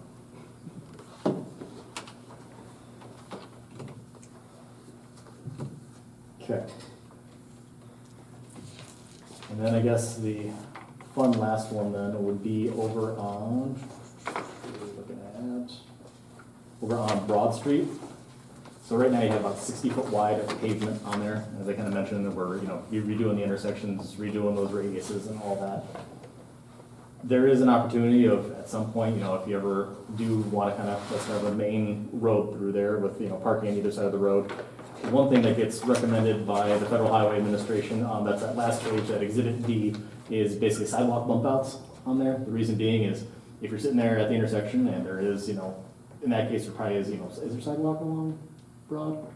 There is on Broad Street, north and south. So yeah, if you're trying to go east and west on that, you'd have a bump out so that way when you're walking across and there's cars parked here, you can actually see over here and still kind of be in a protected area. Otherwise, what's happening right now is you go out into the road, do the same thing. So there's an opportunity to put some bump outs on there. It does, depending on communities, some love them, some hate them. It is a snow removal problem. I will not get around that at all. It is this thing in the road that is now you have to deal with. So keep that in mind. But public safety wise, they recommend that, again, just to give yourself a little area for safety for that. Now, with that being said, I don't have to take the bump out and neck it all the way down to be 2 12-foot lanes. We could expand that and just go out 4 or 5 foot kind of thing. Doesn't have to go all the way out to the center of the road kind of deal. So there is a happy place to kind of get to if that's kind of the route you want to go. Again, I just want to kind of throw that out there. If you guys do want to look at doing that now, or it's like, hey, if that day that we redo Broad is way in the future, just put in this and we will deal with it down the future. Certainly do that too, but just want to throw that down there as an option. As part of this project, I intend to probably redo every intersection anyway, just because I'm going to be tearing up 3/4 of it. So we might as well just redo the whole thing to get everything look nice, make sure it drains, all that stuff too. So it's an opportunity again to integrate something like that into the design if need be. I don't live over there, so you guys might have other I was saying, opinions. as a person who walks on there, I never have an issue seeing around vehicles and because there's 60 feet across. So you could literally walk halfway in the middle of the road and still they can get around you, And it's even not when a- there is traffic. Because like, it's still not even really a high traffic. Right. Yeah, for as many people, it's as big as it is, we could probably make a whole other street right there and It put makes- houses right in the middle of the street and still have low traffic. Right. Quite honestly, the biggest traffic through there is probably the homecoming parade. Yeah, yep, and yeah, so no, I And then don't, people are going slow. And I don't think I've ever seen it where it's bumper parking No. on both sides, where Only you're at not the- gonna be able to see around. First Street, but between First and Second. Well, but yeah, up there, but You know, where I tried to but deliver on mail. either side of 4th Street, where we're talking, Yeah, nobody's, it's not a lot, it's not like it's packed with parking on either side of those 2 streets. And I don't want to make snow removal difficult. Fair. yeah, they already have to swipe it 4 times. I think it's fair to not add some curb checks in there. That's fine. Can you imagine him launching himself with his, I don't want Lonnie and Tyler to be like, that curb would be people gone could have first seen winter. just. Yeah, you do have to be a little creative with it. I've talked to a few municipalities that have done that for Main Street. That's usually what ends up happening is when you do a Main Street project. Is that Yankton, yeah, Yankton did bump outs all over Yeah. downtown. It's always fun to. Right, and then, you gotta worry about turning movements and all this other stuff. And basically what ends up happening is you get to buy fancy new smaller equipment to do stuff is basically the solution for it, so. More toys. Right. But, I just want to throw that out there is just get your feelings on that, so. No, Appreciate it. Yeah. Yeah, at the end of the day, it's this is kind of your first big project in a long time. I want to make sure that, hey, whatever the community kind of wants, I don't want to sit here and ruffle a bunch of feathers. Finish all of the projects and be like, well, it'd be really cool if we would put that in there. Right, so as you'll see, there'll be lots of questions that end up getting forwarded to you guys. I guess that's one last thing to kind of ask you is, do you guys kind of want to set up, instead of every month me having to come and do questions, is there a way maybe like a couple, council members I can send to you guys and Dave, kind of internal discussions there? If there's any big items, obviously go to council, to do that. But if there's something like, oh yeah, hey, this seems good enough, we can make a decision on, go with it. Just kind of expedite a couple of things. I'd appreciate it on my end, just because there will be lots of questions that come up with everything. Because at the end of the day, I'm gonna be tearing up, that many blocks. Every house is gonna be a little different. There might be stuff that comes up, and it'd just be nice to have some contacts up here, we can get some consensus. Brian, Nick, and Marby are on Water and Streets Committee. So I don't know if you want to start Okay. with Dave, mass email. I think that would probably be the easiest, is if he's got questions, I can respond and CC the three of them and Okay. shoot him a text and say, hey, check your email. That works. And I had questions when we did a Zoom call and it was really nice and he was able to explain things to me Right. and. I mean, if you want to include the entire council, we just can't make any decisions. Right. I'd rather keep it to the committee Yeah. first, Okay. so we don't run the risk of running into a quorum issue. Okay. And then, yeah, once we get a little bit further down where I get, kind of better, 50% plans or something like that, that's where I'll probably come back to you guys, kind of send you all the stuff, kind of go through everything too. And the big one too, that's gonna be with any of these construction projects that we do, is having, public meetings, so that way, everybody kind of knows what's going on. Because that's gonna be a big thing, it's like, we're not used to having a bunch of construction stuff going on here. Now, next year, there's gonna be sewer stuff, tower, 4th Street, there's gonna be a lot of things going on. And just kind of making sure kind of everybody knows what to expect for the growing pains or what's going on. And I'll do my best to, use all my experience to kind of show you, this is what I've seen in other towns, these are the issues that can come up, try to get ahead of those things as soon as possible. But the biggest one is community involvement, and letting everybody know what's going on. And I did suggest Paul, it'll come up at the end with reminders, the open forum coming up in November. Having Paul attend, and we can put some stuff on the overhead projector, and that way we can let people, especially those that are gonna be affected by all the construction on that project next year, know, so hopefully they would attend and can address questions directly with him. Yeah, for sure. Yep, and I do have like kind of a PowerPoint I made up for a lot of communities that I work with. So yeah, presentation wise, I can kind of, the way I usually set it up is, I do my little spiel for about 20-30 minutes or whatever, kind of go through everything. Here's the normal questions that you get of, what do I do with my trash can? What do I, how do I get around all that stuff? Answer all that stuff, and then afterwards it just becomes a Q&A of just, hey, find me over here with a couple of my other engineering buddies. We'll go through the plans, let you know what's all going on for all that. So at the end of the day, it's getting all that information out as much as possible to make it easier for everybody. By all means, too, use your website, Facebook, all that stuff to let everybody know what's going on. That would hopefully, there's not too many people that call you up and say, I never knew anything about this. But yeah, go from there. But yeah, appreciate you guys' time on that. I guess any other questions? Good. All right. Appreciate Thank you, it. Paul. All righty, Paul. Thank you, guys. Thank you. Thank you. Thanks, Paul. All right, so we do have a couple of things on this portion of the agenda as well.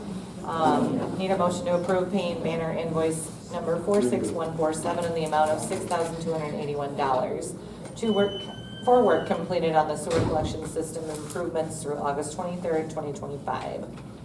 I'll make a motion to approve paying banner invoice number 46147, the amount of $6,281 for work completed on sewer collection system improvements through August 23rd, 2025. Second. Thank you. Any further discussion? All in favor? Aye. Opposed? Motion carried. Yep, I'll make a motion to approve paying banner invoice number 46147, the amount of $15,060 for work completed on 4th Street water main improvements through August 23rd, 2025. Second. Thank you. Any further discussion? All in favor? Opposed? Motion carried. Next up is the discussion of the South Lincoln Rural Water Agreement. Wanted to get this in front of you. I just got this preliminary draft contract from South Lincoln Rural Water a couple weeks ago. For those of you who don't know, a little background.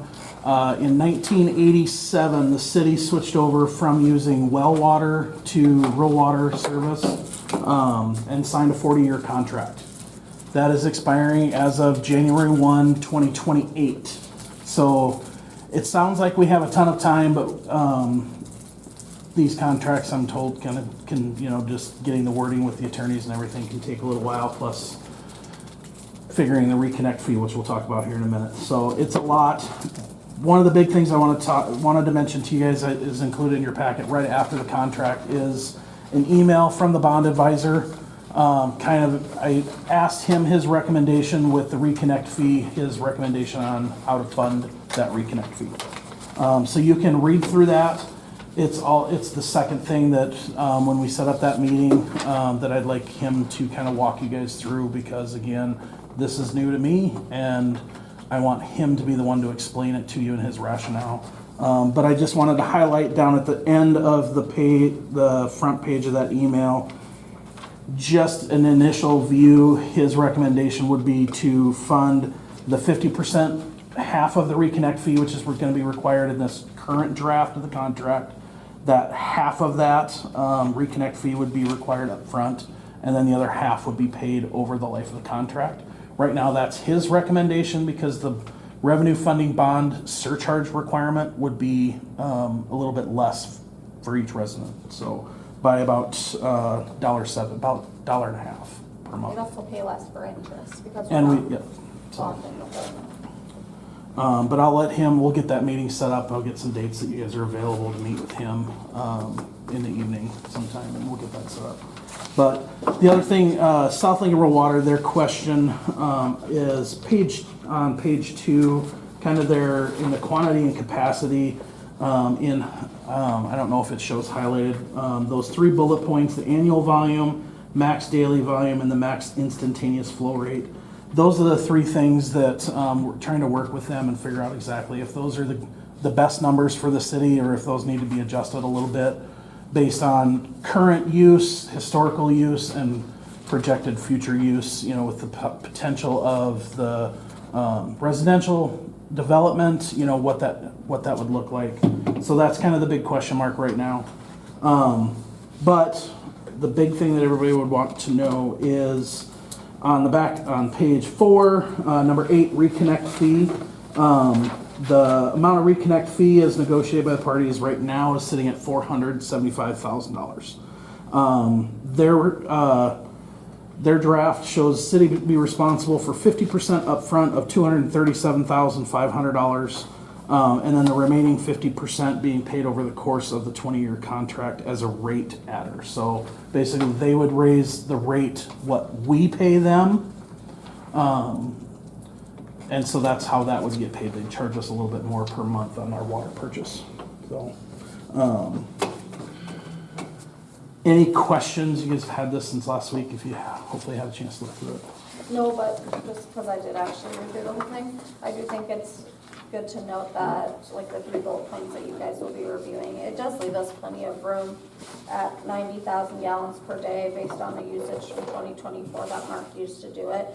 We actually have up to like 32,850,000, so we're well below that for our annual usage, as well as the contract also states that the city and South Lincoln Rural Water will review it every 5 years. So within the next 5 years, even if we do add the addition of 12 lots, even up to 42, I don't think we're going to be pushing that limit or even close to. And that was something I'd asked Paul, because he's the engineer working on the addition, is what our current capacity is with the water tower and all that. I'd asked him that kind of early on, and he kind of looked at the numbers, and even if that residential development would completely fill with the roughly 140 residential lots, we would get close to that daily rate, that daily amount of what our current 40-year contract is.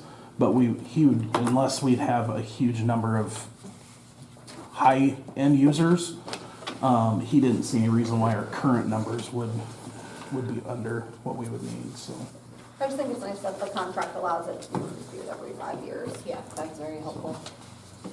currently Sam and his office are reviewing it. He hasn't reached out to me with any questions or concerns, so we'll be going forward with his review and then bring this back to the council as time progresses.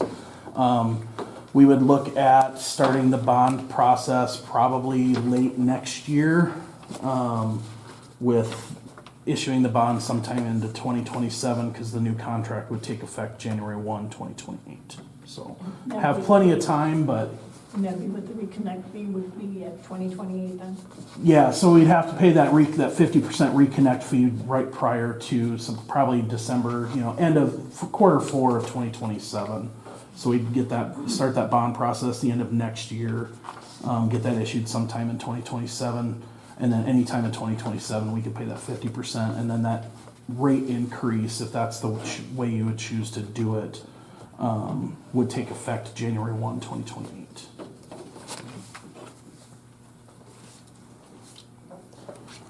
More information to come, so. Thank you. Yeah.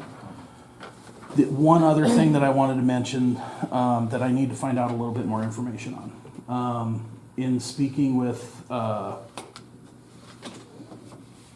think it was Nate with the Sioux Metro Growth Alliance. I think that's who it was. They had mentioned sometimes they have seen some other contracts where you pay, and I'm gonna jumble and I need to find out more information, reach back out, but you actually offer to pay a little bit more over a shorter, or over a different time frame. So you pay a little bit more up front, and then the rate increase on the back end is a little bit less. So basically, the way it is, this reconnect fee is what South Lincoln Rural Water uses for all their capital improvements. So the new water purification plant that they just put up, that's how they fund those projects. It's kind of like their way of, it's their version of a revenue funding bond that we do for our improvements.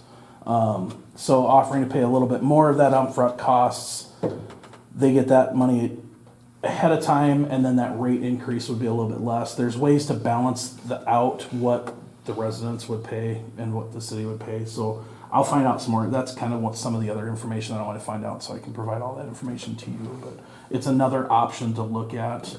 But it would mean higher revenue, bigger revenue funding bond that we would do initially, but then the rate increase that we would do for the remainder of the 20 years would be less. So, that's it. Awesome. Thank you. We'll go right into your next All right. subject, 2026 budget presentations. So working with the department heads, with their expenditure requests and such, and then met with Brian and Kendra. I won't go through this line by line because that will take us all night. Basically, I will give you the full, the projected revenue for the city. Total projected revenue, I think it's changed from what I emailed you because I just got the final growth percentage from the county this morning. The email that I had sent you was using a 1% growth because I didn't have the growth percentage yet. Got it this morning, it's actually 2.4%, which is a lot better than I had anticipated. So the big change from what you guys looked at is the first line item on that first page of the spreadsheet, the current, which is listed current year, so that's the property taxes. So it's the property tax revenue that we would get in 2026 that was for 2025. So that increased up to 434,000, which is what it shows on your handout. So overall projected revenue for the city is $2,100,569.94. And then going through, really there wasn't a huge amount there wasn't a lot of capital expenditures by department. There was some for Lonnie. The biggest one being we have been leasing a side-by-side for use at the golf course and around the city for the sprayer and things of that nature. Grossenberg is no longer going to be doing leases for their side-by-sides. So Lonnie's request was purchasing, so that's itemized out in your second penny budget. And go a few pages back there. That was the only second penny budget request. And then he wanted to get a different mower for the golf course because our other fairway mower we just replaced last year. The older one that we've had for a few years is starting to have some issues, and actually right after we met, the fan motor blew and they had to replace that. So he is requesting getting a robot mower, and the way we were able to work out doing that is we would cut down one groundskeeper. And then with the decrease in fuel and repairs and all that, we were able to rework the budget and actually lower the overall golf course budget by purchasing the robot mower. So we would have one less groundskeeper next year, decreased amount of fuel costs for one of the big fairway mowers, which is the bigger tractors. And that would overall decrease our salaries, our taxes, workman's comp, all of those things would then decrease a little bit. Questions on any of the revenue or expenses? Overall expenses, itemized out, is $2,045,762.72. So about 60,000 under projected revenue.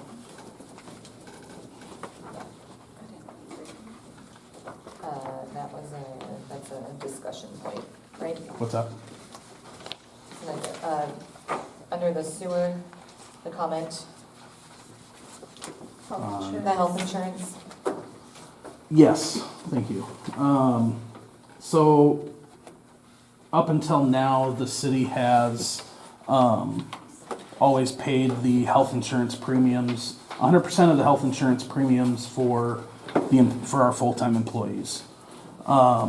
Because of the ever-rising costs of healthcare, our assistant superintendent of public works, I'm asking the council to consider covering 50% of his family premiums.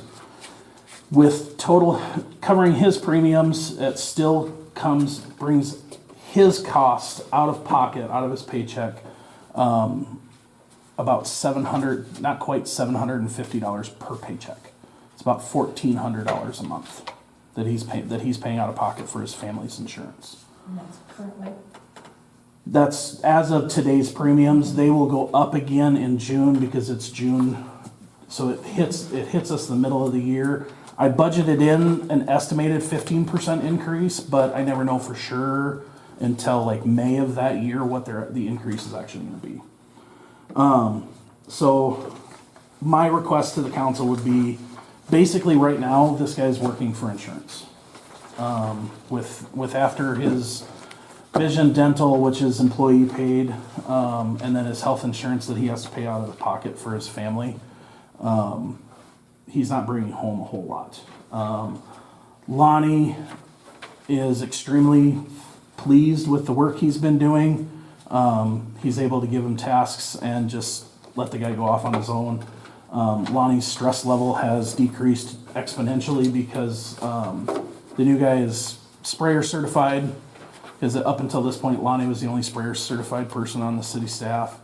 He's got the CDL, so he's got that person right away that can drive any of those trucks as needed, especially helpful with cleanup. It was a major help. So Lonnie being able to depend on this guy to go off and do these things that need to get done without having him to be there side by side has been a big benefit and has helped Lonnie tremendously. So Lonnie's really wanting to try and help this guy out to try and make sure we can keep him. For his hourly rate, he could go and get a different position somewhere else where a lot of companies are paying, whether it be 40 to 60% of the total premium amount, and he'd still be taking home more, making a few dollars less an hour. So to try and keep him, it would be a complete policy change for what we've done in the past. I would ask the council to consider moving forward with that. The big risk is, up until now, we haven't had anybody that, other than him, that has had family coverage. It's always just been that the employee.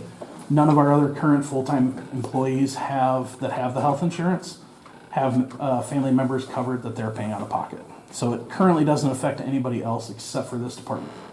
But it would set a precedent. So in the future, if we would hire someone, that precedent would be set that we would then have to cover that portion of their family premiums. So it is a risk. Current or current employee if they wanted to add their family members. So it is a risk financially there amongst the other departments. In my opinion, to keep an employee that we're happy with, that is a great asset to the city, that's helped out Lonnie tremendously, I think it's worth it. Are the Even, policies just employee plus family? It's not dependent on how many people you have covered, or is it? currently, the policy states that the city will only cover the full-time employee. That No, I mean like from the insurance policy. So the insurance company, it's employee plus family. No matter if they have 1 kid or 7 kids on it, kind of thing? Most, I'd have to look at the policy again to be sure, but most policies is if you have, it goes up a little bit if you have more than 1 or 2 children. Then each child added after that is an increase. What that increase is, I don't know for sure. Kids aren't too bad on insurance, the spouse that's extremely expensive. Right. So, even factoring in, what you have in front of you is factoring in that. So if you would decide not to, I could go back and refactor and take that out of there. But looking at the budget for just the sewer department, projected revenue for the sewer department is $295,680.25. Projected expenses is $217,000, and that's with paying his family's 50%. So it wouldn't create a deficit in the budget. There is still a higher revenue, but again, would set that precedent for the future or current employees if that would change in other departments that may or may not have that cushion in there. Do we know how many people that would affect at all? Like, Currently on staff that have our health insurance is only 1. There's only 1 other employee currently employed that would have, that has our health insurance that would have a family member that would join. So none of our other staff that have the insurance don't have spouse or children. Myself, I'm not on the insurance. I'm on my wife's insurance. should be like a limited risk. So currently employed, it wouldn't affect it would only affect 1 other employee that currently has our insurance. Worst case scenario of every full-time employee at the city, how many, do we have, 50 full-time employees? No. Less. Yeah, so I mean, like, that's the thing, is like. if you look Full-time at- employees is myself, Chris, Lonnie, Yeah. Full-time Tyler. eligible for insurance. Yeah, There's full-time 6 of us. Yeah, so I mean, even worst case scenario, if we had to pay $750 times 6, that's $4,200 a month. I mean, I think we're still under budget for that, like. Well, it goes by department, so it could potentially create an issue within that department on expenses that could be utilized for other line items.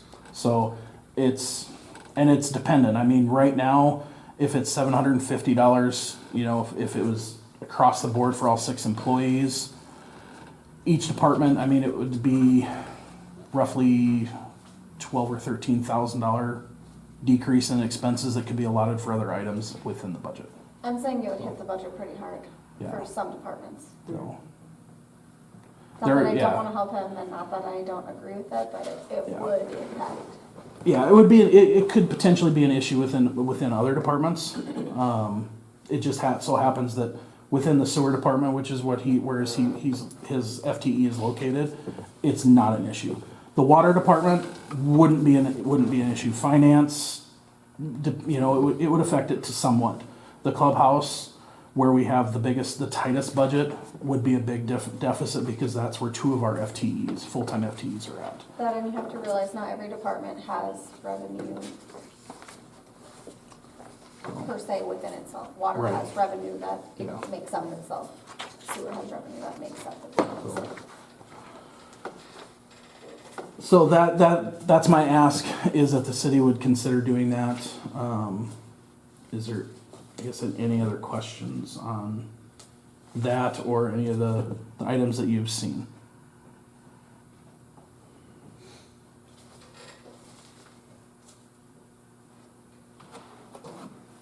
I don't love it. But I'm also probably the penny pincher of people who look at the budget, so.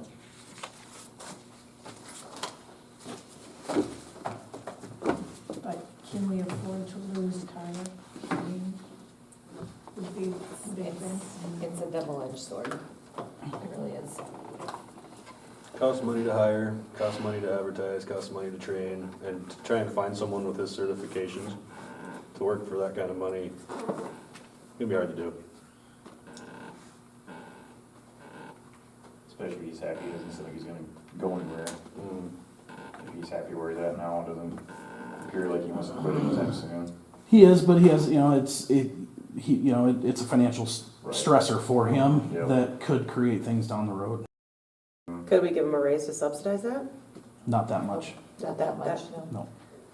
So that's the catch-22, so we can't give him a raise The to amount of subsidize, raise and we that he can't. would need to make up for that difference would affect the budget even worse. Yeah. But then is it fair to everybody else? Right, and I mean, And that's just it, he like- would end up being paid more than Lonnie. Yeah, I was Um, actually. I know, and that's, It would but that's the be- unfortunate, that's where the unfortunate thing is like, it's an ask that we can't do. That's, No, but it's also setting that precedent and nobody else is getting anything yeah. for their employment or hard work So or technically, anything. he is getting paid. Yeah, Yeah. so it's like, and it also sets a really large precedence going forward. Not saying that the ordinance can't be changed or the policy can't be changed back in the future, because it can be changed back. That will only cover, the employee, but at that point, if we have 5 people who work for the city who all have families, then they would potentially all leave. If we say, oh, well, now we're only covering your,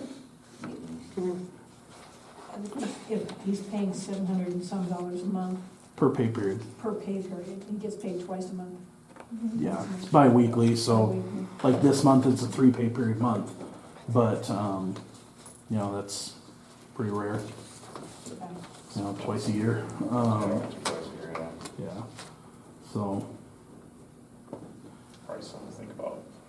Do we need to do the first reading approval tonight?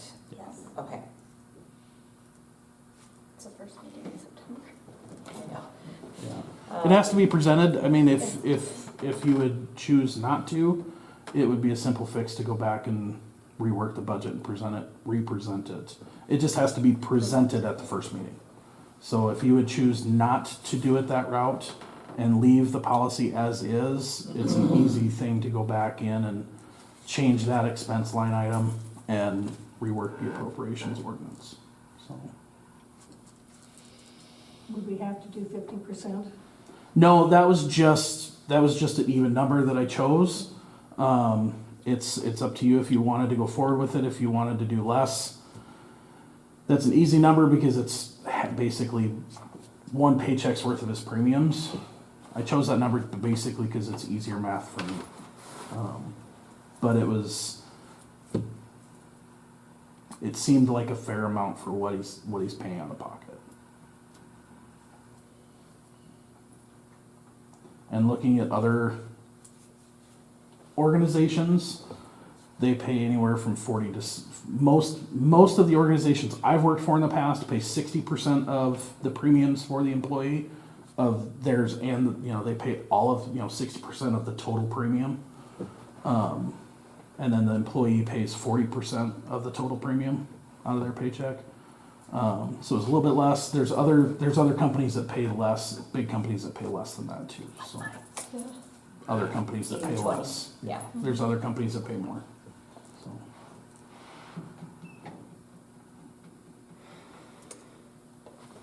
I guess my recommendation is to not approve the first reading tonight, but to think on this and then have it represented next month. Just so everybody can wrap their heads around it. Yeah. Any ideas come up, you let me know, you let Dave know. I don't know. Does anybody else have any feelings, thoughts, concerns? But he's not gonna hold on to this job if he's not bringing anything home, and he will leave. It's not, and not because he wants to, he's gonna have to, because it's gonna get to a point where he's paying more for insurance than it's worth to not have a paycheck. And so we're stuck in a situation of either he will go, I mean, it's not a matter of if, but when, because it's gonna be a strain and something better is gonna come along. So I feel like it's either we do this or he's gonna go.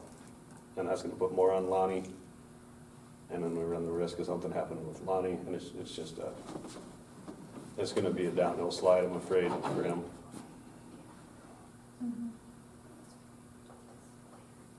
How are our premiums compared to other companies, I mean, other insurance companies? Well, that was something that we did last year is, prior to last year's renewal, we looked at switching, prior to that, we were on a high deductible plan. So I looked at, and the employees had an HSA. They contributed $25 pay period to it, and then the city contributed $25 per pay period. So I looked at getting the city onto a 80/20, one of those, a regular copay plan, because usually those are cheaper for the employee. It did bring our premiums down a little bit. We looked at several different companies. We looked at Blue Cross Blue Shield. We looked at Sanford Health Plan. We looked at Avera Health Plan. Because we're a small company, small number of employees, that works to doesn't work to our benefit. Smaller number of employees, higher risk, higher premiums. Of the three companies that are around us that offer plans for small groups, those were the three. Blue Cross Blue Shield was the cheapest by far. So it also gave everybody the option of going to either Sanford, Avera, or if they choose, they could go to Hayward or Sioux City, and everything would be a network.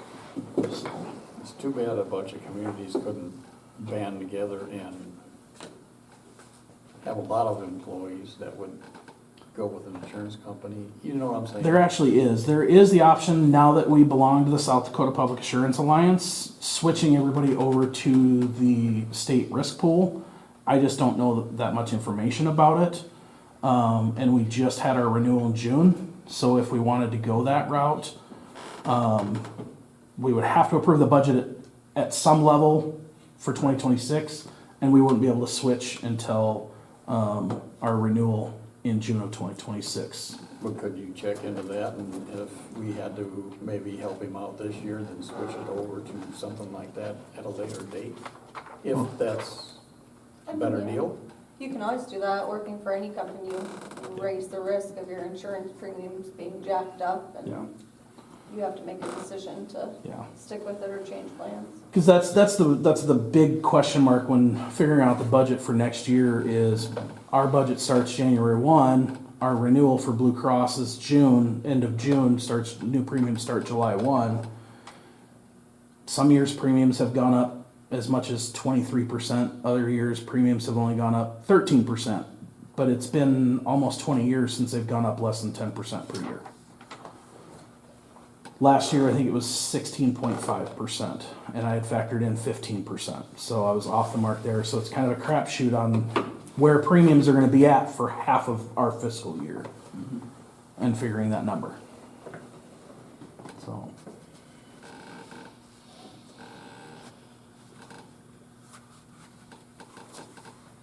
But if you would choose to hold off now, I could try and find out the information from on the pool, and look at, we could look at switching next year. I don't know enough about the pool to know how it would affect the employees. And honestly, I would want their input before asking them to make that switch. Because I don't know if that would restrict them to certain care providers. And there's some people that have issues that they can't switch care providers. So. But I can certainly look at that, all that information, talk to the employees that are covered currently, and if that would be, if they would be on board with that, figure out what the cost would then be at the switch.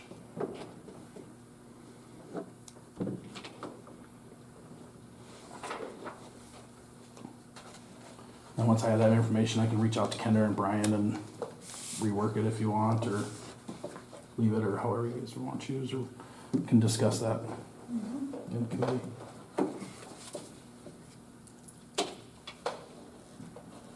I'd recommend tabling it until next month, please. Agreed.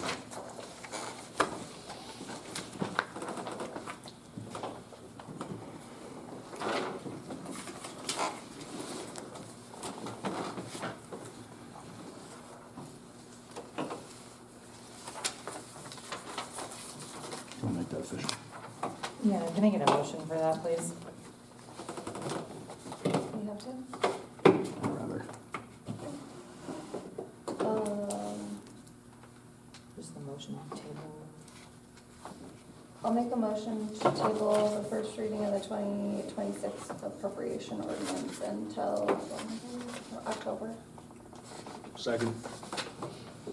Any further discussion? All in favor? Aye.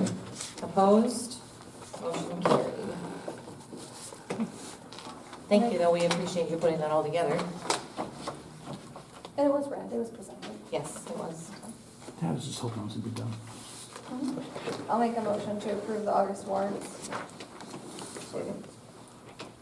Any further discussion on those? All in favor? Aye. Opposed? Motion carried. All right, monthly financials, everything is in your packet. Revenues continues to be on track across the board.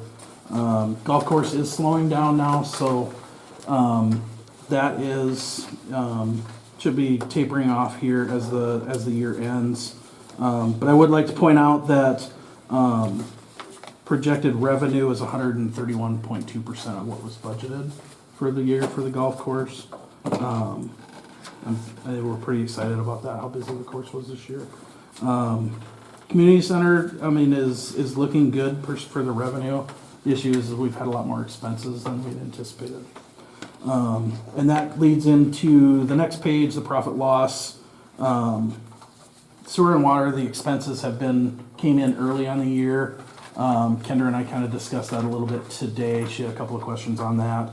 One of the things on the sewer is because we were still drawing on the SRF loan during the course of the year, and I didn't have a finalized amortization of that bond, the bond payments for this year were higher than what we had budgeted because the amortization that we had for this budget year didn't take into account that we were still drawing on it through a good portion of last year and a good portion of this first year. So the bond payments were, which are finalized now for the sewer project or for the wastewater treatment plant, were about $22,000 higher than what they were.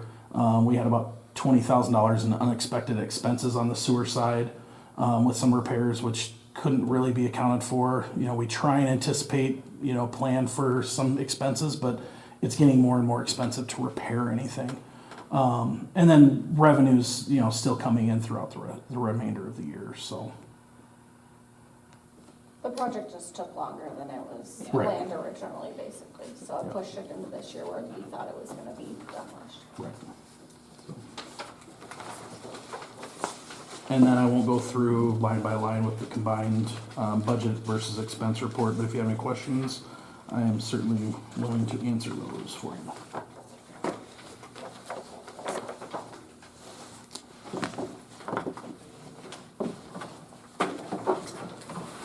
Is everybody else good?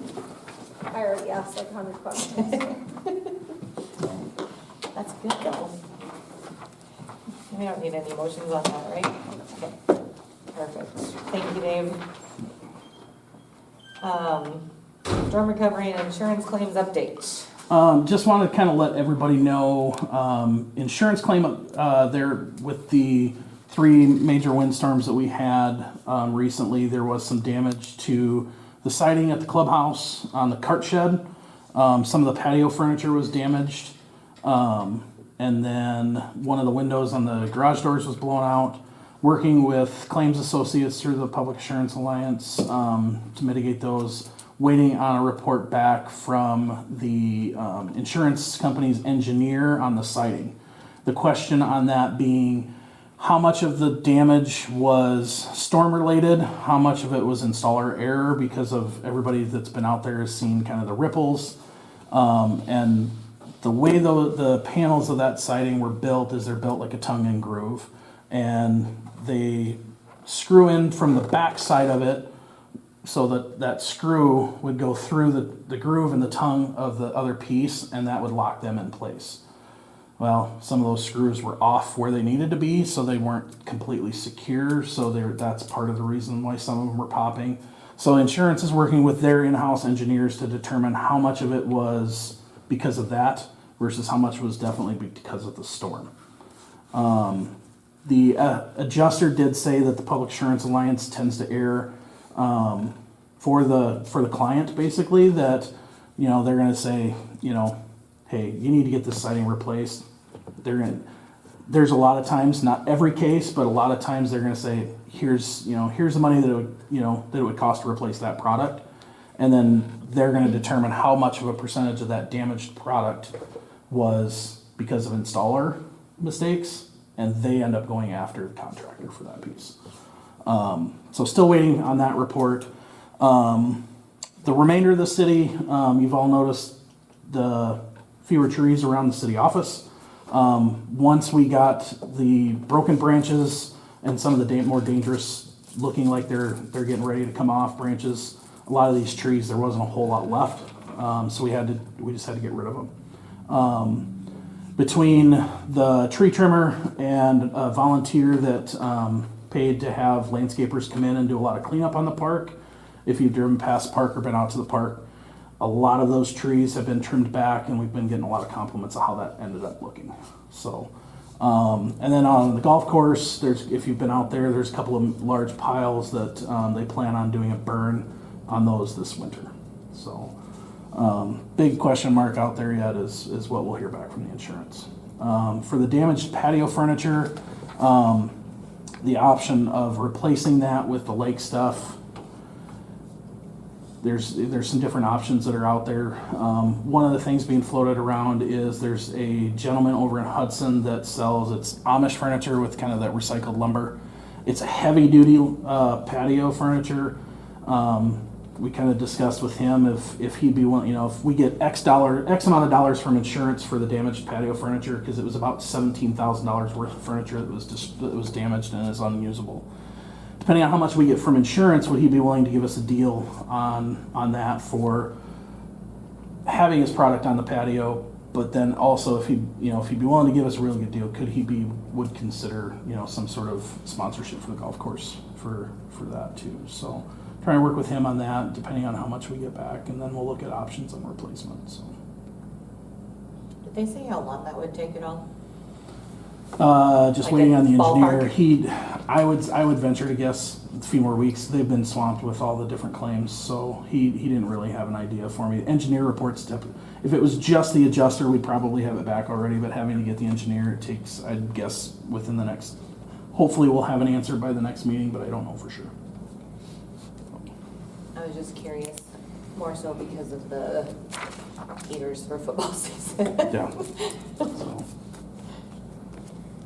The 4 patio heaters were further damaged and destroyed in the wind. So I don't know that I don't think that we'll get an answer back in time that we'd have any of that stuff replaced before. I didn't know if for the all class rating if we'd have it by then. I don't think I doubt we will. Okay. So. Fingers crossed. All right, any questions on that? All right, number 13, Clubhouse Grill and Morningside Event Center. Discussion of closing the construction account per auditor's recommendations. So twice now, at the end of as they finished the audit this summer with me, and last summer when they finished the audit, the community center fund account that was used for donations to build the community center, it's a construction account. Auditors, once that construction is done, they want to see that account closed. Whatever funds are remaining at the end of the project typically are rolled into the general fund. Talking to Lonnie and clubhouse staff, there was some items that having some funds in that account available that they would like to see. The first one being, I'll just kind of run through them and then you guys can discuss each line item. First one being seal coating like we did downtown, the asphalt parking lot. It still looks like it's in really good shape right now, but as time goes on, it would be, Lonnie recommended that we would, since we have the funds available in that account now, that we seal it, restripe it now, and that way we diminish the risk of any of the asphalt deteriorating over the next few years. It's recommended to do every 3 to 5 years. So then we would be on par with, if we would do downtown again, we could just roll that in with it and do it all at the same time. So there is a estimate for that in there. The other thing that was brought up that's some people that have rented the event center and some of the staff had asked about was putting blinds similar to what is in the restaurant portion in the event center. The feeling that from feedback we got was it would give it for events in the evening during the summer when it's still daylight, give it a better private ambiance feel. And then if in the fall, if there's events in there, which there's been a couple of events on the weekends, if there was ever an event during like a football game, they would be able to close those blinds, get a little bit more privacy. So there is a proposal in there for that. Staff had asked about tinting the windows in the bar area. During the summer, they get a ton of sun in there. Not only does it heat the bar and cause it to be very, very warm, customers complain that the sun and how they're going to sit, and that was an ask if we could tint those windows.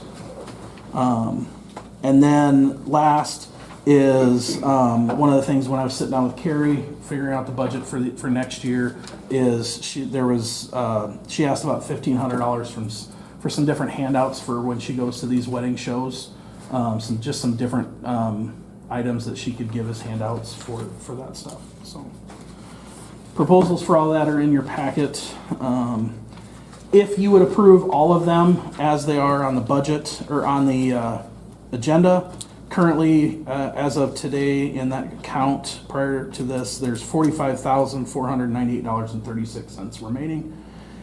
If you approved all of these, it would still leave $20,469.30 that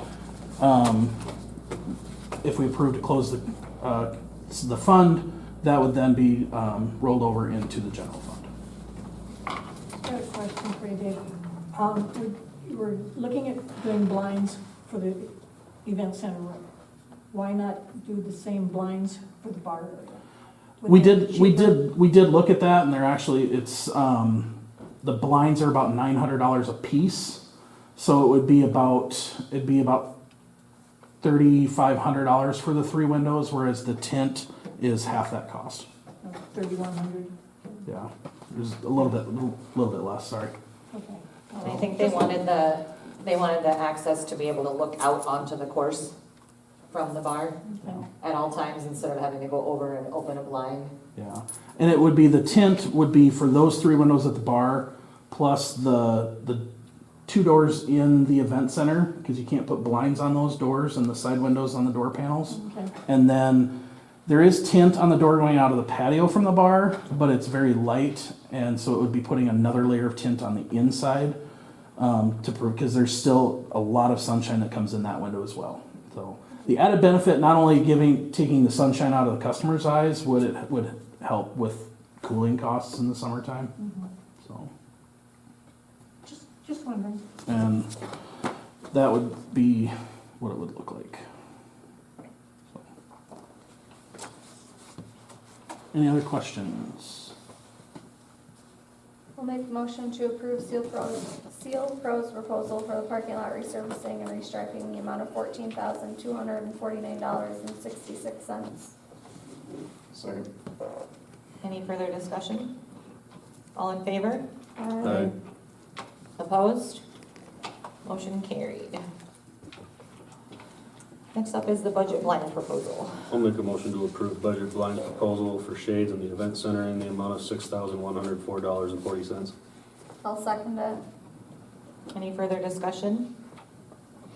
All in favor? Aye. Opposed? Motion carried. Next up is the TIP proposal. I'll make a motion to approve the TM USA proposal for Kent in the bar area in the amount of $3,175. Second? Any further discussion? All in favor? Aye. Opposed? Motion carried.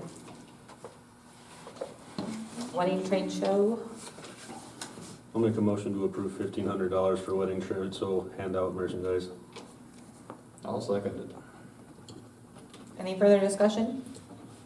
All in favor? Aye. Opposed? Motion carried. And last but not least, closing the community center fund. I'll make a motion to approve closing the community center fund and transferring the remaining funds to the general fund. Second. Any further discussion? All in favor? Aye. Opposed? Motion carried. It's always when there's like all those things, I feel most like Oprah, like you get a window tint. All right, next up is executive session is Kelsey and Well, I think, Jenna? Carrie? Kelsey. Carrie? Oh, Carrie. is there anybody else out there with you, Kelsey? Carrie. Yeah. I'll make a motion to enter into executive session pursuant to SDCL 1-2521. I'll second. I'm gonna give it to Oh, sorry. 801. Any further discussion? All in favor? Aye. Opposed? Motion carried. We are in executive session at 8:01 PM in regards to personnel. Nick, this is actually different. We're back from executive session at 9:48 PM.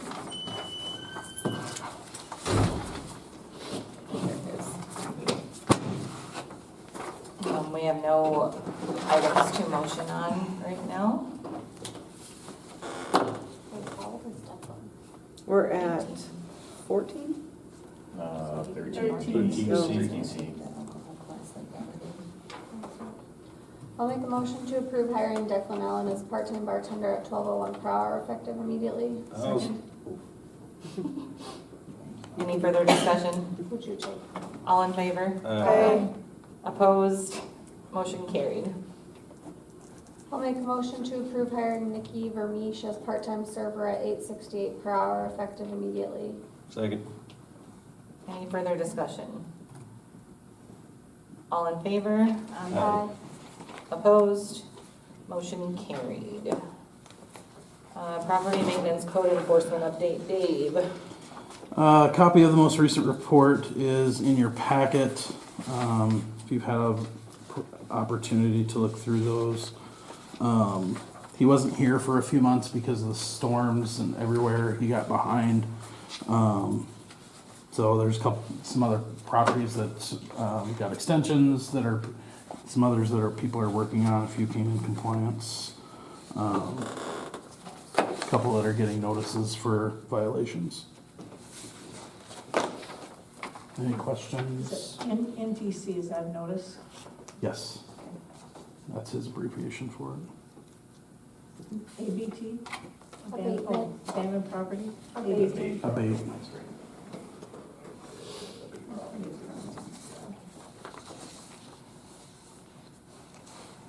On page 4, it gives an explanation of what his abbreviations are. Dave, how much did we give last year to the annual ball? I didn't look. I don't remember. How much do we have? They're still available on that line item of 900. After they get a warning, how much time do they have for compliance? I think he usually gives them 30 days minimum because he does his inspections once a month. So depending on if they've had warnings before, but at least 2 to 4 weeks.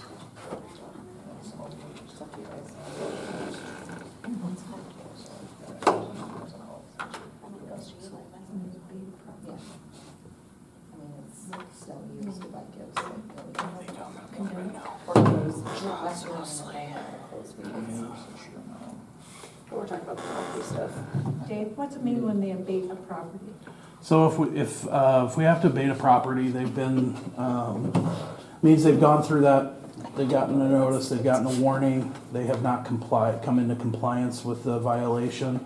So after that, once they get the abatement notice, they have so long to come into compliance. If they continue to not come into compliance, then the city then will hire somebody to mitigate that violation. And then they are billed for those services that we have to do. If they pay for it? No, we have to pay for the abatement, Yeah. and then we bill them that amount. And then if they don't pay that invoiced amount for the abatement, then we have the right to levy that against their property taxes on their home. Okay.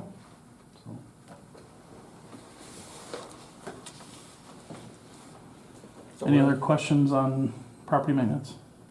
So is that old garage down there gonna be taken down shortly? I'm waiting to hear back from Scott, the demo guy from Hudson. He's supposed to be doing it here anytime. So we did get the court order for that, and I've been in communication with the resident. Everything's smoothed out. We're just waiting for the contractor. Thank you. Number 15, donation request for the second annual Royal Ball. There's a letter from a couple of high school kids for the second annual Royal Ball. You can read through that and. As well as the Alcester Hudson FCCLA. Yeah. That's part of their project. I'll make a motion to approve the donation request in the amount of $100 for the second annual Royal Ball. Second. Any further discussion? All in favor? Aye. Opposed? Motion carried. Yay! Thank you, everyone, on behalf of Santa and Mrs. C's kids. Just some quick reminders. Next council meeting will be on Monday, October 6th at 6 p.m. Fall citywide cleanup, it's time for me to look at that. Friday, September 12th through Monday, September 29th. Dumpsters will be placed at the rubble site. See the handout in your packet. These are also hanging up around town. It is a change, so please remind people of the change. Yes. And if they have questions, they can call up here. Yes. All school reunion Friday, October 17th through Saturday, the 18th. Special farmers market at the city office Saturday, October 18th with food truck porta pit from Dakota Fundraising. Annual open forum night is Monday, November 3rd at 6:30 p.m. with weather makeup date of Monday, November 24th if needed. And then also, don't forget the community night out with the Sheriff's Department, Alcester Fire and Rescue, and Alcester EMS is on Tuesday, September 16th, next Tuesday, from 5 to 7 p.m. in the park with accompanying farmers market. Awesome. Any questions? Kirsten has a slew of things happening for the community night out. I'm Yeah. excited to see them all. Yeah, no, I'm not mentioning them in case they all fall through and I can't do anything. Hey, we can still play Red Rover no matter where we run. Safety first. My flashlight tag, it's fine. Yes, I'm gonna motion to adjourn. thank you. Second. Third. I'm gonna give it to Marty. All in favor? Aye. Opposed? Motion carried, adjourned at 9:56 p.m. Thank you all.